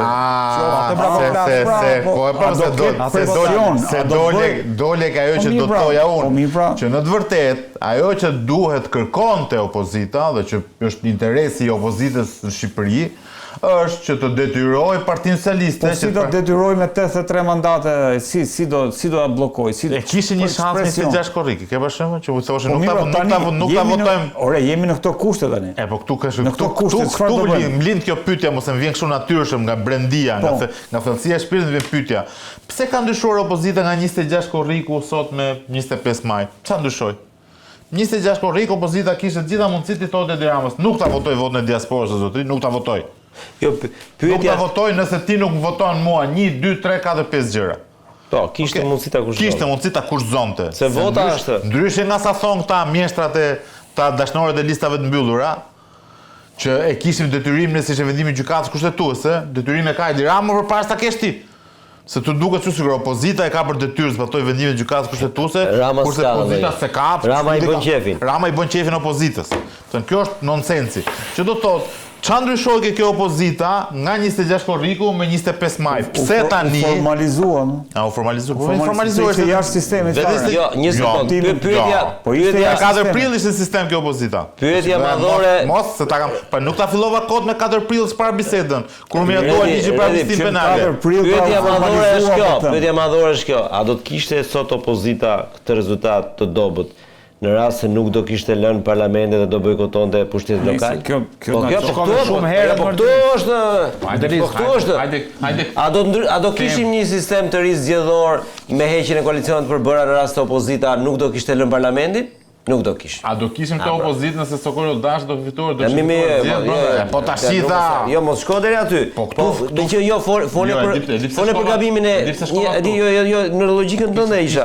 Sepse ti the që këtë gabim që bëri PD-ja me votën e diasporës duhet ta vuaj. Nuk mendoj që është gabim. Dhe okej, po nejse, po e quajmë një gabim. Jo, nuk është gabim. Dakor. Detyrim përcaktime. Nëse këto janë nuancat, ju i thoni zgjedhje, unë i them gabim. Nëse. Atëherë, edhe tek ato dy të rëndës, ato janë dy më të rëndat mo. E kupton çfarë? Sepse Dakor. Po s'ka, po çfarë dakord, po tani nëse ti ke bërë dy gafa kaq të mëdha, pra ti ke marrë 12 kuqe dhe pret, tani ti prapë po luan me 9 lojtar, nuk po luan dot me 11. Ke 2 kuqe akoma. Je i dënuar akoma, sepse ke bërë taktik gabuar prej vitesh dhe do duhet disa vite të tjera që të kthehemi prapë tek situata e paritetit që dy skuadra për të sjellë tek ato që thot Rezardi që ky kod është për bërë dy skuadra të rivalizojnë njëra tjetrën. Sot ka humbur gara e dy skuadrave. Kjo është gjë e rëndë e demokracisë shqiptare. Përtej faktit që të rinjt akoma nuk po dalin aty ku mund të krijojë një atmosferë për të dalë. Po, kam edhe një për Almerin se unë kam shpjegim këtë pjesën se aty te podcasti vet domethënë që e uroj i shkoft mbarë suksese, bëri pyetje dhe do ta marr hakun. Denisi më tha që pse shkova aq larg ke Sokolo Dashi. Nuk shkova për Sokolin si individ. Shkova për një parti e cila në momente shumë të rëndësishme për jetën e saj, për ardhmërinë e saj, vendos të deformojë rregullat e lojës. Kjo nuk është argument. Kjo nuk është arsye. Se PD-i ka pasur të deformuar rregullat 192-shin. Ne jemi realistë tani. Nuk është kjo. Po nuk është kjo. Nuk u deformuan me garen Oldashi Basha për herë të parë rregullat PD. Ti je i bindur. Sa shoh deformimi? Deformimi i rregullat PD ka filluar që kur lindën. Deformimi i votimeve është një gjë. Dhe votimet janë deformuar gjithmonë. Deformimi i rregullave të lojës është një gjë krejt tjetër. Okej, po nuk është ashtu si avokat këtu është rasti i vetëm në PD kur janë deformuar rregullat e lojës. Në ç'kuptim? Sepse statuti parashikonte që zgjedhjet bëheshin me strukturave të partisë, dhe Sali Berisha doli e tha që zgjedhjet bëhen një antar një vot. Po mirë, parashikim krejtësisht i paligjshëm. Atë është thjesht çështje, nuk respektoi një hall që duhet ta respektonte, po rezultati do ishte një. Ta shpjegoj, nuk është ky thelbi. Dakord jam. Argumenti im nuk ka sepse PD-ja është rritur mbi rregulla që nuk i ka zbatuar. Pra, nga 92-shi dhe deri tani, sa herë që ka dashur Berisha, e ka çeduar diku. Dhe ky nuk është momenti që këtu kput PD-ja. PD-ja në raport me demokracinë e brendshme ka çaluar gjithmonë, nuk është se çaloi te kjo garë. Kaq këtu e kisha problemin. Atëherë që ta çojnë argumentin tim deri në fund, pastaj është ky që ndryshimi ndërmjet PD-s dhe PS-s është ky. PS-ja është sinqert, nuk bën fare lojë, nuk bën fare garë. Jo, se ka bërë garë para ardhes Ramës, ka bërë garë tani. Gara, biles një garë ka demokracia shqiptare, vetëm një ka. 20 vjet para modernisë. Një garë ka vetëm, që është gara Nano Meta, Nano Majko. Vetëm ajo është gara për kryetar, s'ka tjetër. Lajthaj. Në 34 vjet, e pranojmë këtë? Prandaj po të them që nuk ishte ai si thosh shembulli që morë. Po nuk më le ta mbaroj. Po po të them që PS-ja nga 2007. Je në opozitë tani duhet të diesh debatus. Debatus po më lër të mbaroj argumentin. Ta mbaroj se kam një pyetje për Almerin se nga 2007 deri në 2025 PS-ja është sinqert, nuk bën zgjedhje zotëri Dash. Po. Është e qartë. parti unitare, lideri, etj. Po. Okej. Kështu që PS-ja dhe në aspektin e jashtëm, jo vetëm të brendshëm, është e qartë. Don kodin zgjedhor në këtë formë, don t'i manipulojë zgjedhim, si të ketë një proces që e kontrollon në mënyrë unitare. PD-ja lidh ky problemi që PD-ja është e pasinqertë në veten. Mirë është. Tjetër problem. Është problemi i tyre pastaj. Po jo, është problemi i tyre, është problemi i tyre dhe joni, sepse këto dy partitë janë ato që bëjnë kodin zgjedhor. Dhe nuk është më problem vetëm i PS-s dhe i PD-s, është problemi i gjithëve ne. Sepse nëse do bëhet një kod zgjedhor siç e kërkonte, dëgjoj, ne ishim pjesë e negociatave për kodin zgjedhor dhe thamë jo. Dhe ti zotëri dashur, gabim keni bër. Po, gabim kam bër, por se nuk mendova për veton, mendova për vendin. Pikërisht për vendin do kishe menduar me një, si thua, një zonë zgjedhore, ajo do ishte hapësira më e madhe që do të kishte të partive të reja. Ta jepsha mandate 4, 5, 6 të Jo, s'është vërtet. A vole për prim të fshet. Thjesht do ligjëroj një prim që do të kuptonte. Bëj primin, jo ta lëm fuqi, ti thua, ti bëjmë. Këtë primi që është i fshehur, bëhet ligjshëm. Po mirë, po ta heq fare ti thua, jo po jepja ti. Pala tjetër të ka dhënë dy gjëra madhore. Ka dhënë një zonë zgjedhore dhe lista të hapura. 100% vlera nëse është primi i fuqi. Zero vlerë. Me 7000 vota, zotëria do kishte, nuk e di sa përqind. Zero, kush më? Nuk e di tani sa deputet do kishte, po ti marrim ato. Jo, më do kishte me 70.000 vota në shkallë kombëtare, si do kishte? Do kishte 3. Jo, më shumë se 3. Sa përqind e morën ata? Duhet parë përqindja. Para punës, serëm me dy gjëra. Kur flasim për Shqipërinë, një zonë zgjedhore është e kemi me prag. Po pra me prag. Pragu do ishte 2.5, me sa 5. Ishte diskutuar 5. Po mirë, këtë kërkoi PS-ja, 5. 5. Asnjë se kalon nga partitë e vogla. Kalon asnjë pragun. Atëherë do bëj listë përbashkët të kaq. Tash unë zotëri dashur nuk mund të jap PS-s pushtetin në tavolinë. Okej. Të mund ta bëj PD, ja, e ka zakonin, po unë preferoj të mos ta bëj. Po. Mirë, vazhdosh me Almer, tashi pyetja është tash ti është shuak, hak për pyetje që më ke bërë tek emisioni. Është shaka. Folën për qëndrimin e PD-s. Qeveri teknike, zgjedhjet parakoshme për shkak se zgjedhjet janë vjedhur. A mendon se kjo është rruga ku duhet shkojë Partia Demokratike, apo Berisha duhet zbatoj Nenin Basha, t'i jap dorëheqjen e largohet, apo sipas avokat Karajt që kam në studio më thotë që është i shkarkuar automatikisht sipas atij Neni nëse e pranojmë. A është kjo rruga e duhur, kjo që ka zgjedhur sot Partia Demokratike, apo duhet të shkojmë sipas statutit? Interpretimin juridik e bëjnë juristët dhe e bëjnë më mirë se mua dhe ata japin konkluzionet më të drejta se sa një koment imi që mund të jetë një mendim modest politik. Unë mendoj që çdo kush që mund të aspirojë të drejtojë Partinë Demokratike përveç Sali Berishës, duhet tregojë që në këto zgjedhje ka marrë një rezultat pozitiv. Duhet tregojë që është i aftë ta çojë këtë forcë politike në këtë situatë që ne kemi, me këtë kod zgjedhor, me këtë problematike, me këtë administratë, me këtë diram që ka lidhje me banda. Po kjo vjen pasi analize, jo. Po pra po. Çdo person mundet, duhet të jetë në këtë lloj, duhet të jetë në këtë gjendje që të ketë mundësi të përballet me këtë lloj qeverie. A kemi në emra element sot Partitë Demokratike që mund të bëjë një kohezion bashkues, të bëjë një aleancë vërtet madhështore apo një aleancë të djathtë madhështore me të gjithë faktorët e djathtë, duke i rikthyer besimin dhe duke i rikthyer të gjitha mundësitë që të jenë të përfshirë në luftën kundër kësaj qeverie? Kjo është pyetja që unë bëj. Unë duke analizuar emrat e përveçëm një nga një, jo se do shprehem skeptik për aktivitetin e tyre politik, por nuk më duke në nivelin e Sali Berishës për të drejtuar këtë lloj force politike. Madje miku im Martin Goxha e tha që nëse largohet Berisha, aty plas një ajo është prezente sot, por thjesht nuk është ajo nuk është sipërfaqe. Ajo nuk është në sipërfaqe. Ajo është aty. Shiko, betejë për të marrë karrikën Sali Berishës ta merrni nga jashtë. Shiko, betejë për të zënë karrikën Sali Berishës, betejë për të zënë karrikën Sali Berishës është një ëndër e shumë elementeve të cilët është e drejtë aspirojnë për atë vend.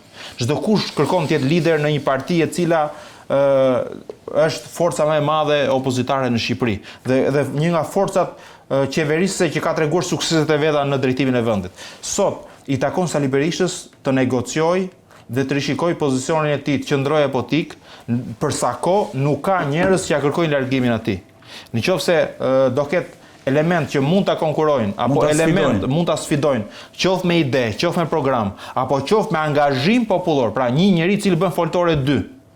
Nëse vetëm në këtë mënyrë mund të largohet Sali Berisha, ndryshe aq i fuqishëm dhe me atë mbështetje që ka Sali Berisha me 500.000 vota. Ja dhe një ide, një sfidanti. Le ta bëj kush doj, ta provoj vetëm. Ka fuqi ta bëj. Ta provoj më çdo kush është i lirë, mundi Sali Berishën, çdo kush është i lirë. Po e mund dot, sepse neve kur kemi thënë PD-ja, themi Sali Berisha. Kur kemi thënë Sali Berisha, kemi thënë PD-ja. Pra është një binom që nuk e shkatron dot njeri zotri. Ai njeri do iki si sa. Nuk e sfidon, ore nuk e shkatron dot këtë lloj ngjizje. Ai do iki dha vetëm më i lart. Pra kush mund ta largoj këtë njeri? S'mund ta largoj askush. Pra ideja është që a i bën mirë qëndrimi Sali Berishës në krye të PD-s? Hajde ta analizojmë. A është ai njeri i cili mund të jetë faktor fitues? Unë besoj që ai mund ta bëj kur do. Dhe mund ta bëj kur ka mundësitë reale, sepse ai njeri ditë bashkoj. Ai njeri ditë fali pushtetit, vjaj pushtet. Ai e merr zark thupin i thot zotri, në Durrës janë disa zona që ti besoj Shijakun, po ta besoj ty. Sepse je nga partia. Pra, mund t'i thot Denisit, po përmend ti do drejtosh ndeshjen. Mua e ka filluar. Pra, mund të ketë... Po të shkosh ke publikimin foltorës Facebook, foto ime është. Pra, mund të ketë në këtë lloj mjeshtëria Sali Berisha është aftë të ndaj pushtete, të ndaj zona influence, duke i përfshirë gjithë aktivisht në politikë dhe në ringritjen e frymës opozitare. Rezart, një koment shkurtër se nuk është se si ta mendosh, nëse se unë e kisha për Armerin këtë, po. Unë mendoj që Sali Berisha duhet vazhdoj të rrinë kryet PD-s. Në fundit nuk ka asnjë arsye për tikur, askush nga PD nuk do i kërkoj që tik. Berisha është personi më i aftë për të vazhduar për të drejtuar PD-n, dhe në fund ditës, në interesin e partive si e jona, është që Sali Berisha të vazhdoj të drejtoj PD-n, të vazhdoj të kërkoj zgjedhje parakohshme, qeveri teknike, në gjithë këto gjërat që Sali Berisha të vazhdoj të kërkoj, mundësisht kthehet në një parlament si ai që pam në 2 vitet e fundit ku ishte luftë e tym e pastaj në një marrëveshje e vogël në tavolinë dhe t'i jap mundësi pastaj të djathtat shqiptare të ringrihet jashtë PD-s. Denis, sa herë do ma bësh këtë pyetje do të them është vetëm çështje e demokratëve. Domethënë se kjo është çështje tani ajo është familja e tyre, le ta zgjidhin ata dhe pastaj kur të vinë në zgjedhje, aty e kemi rolin ne, ose vendosim ne. Kur shohim dy palët.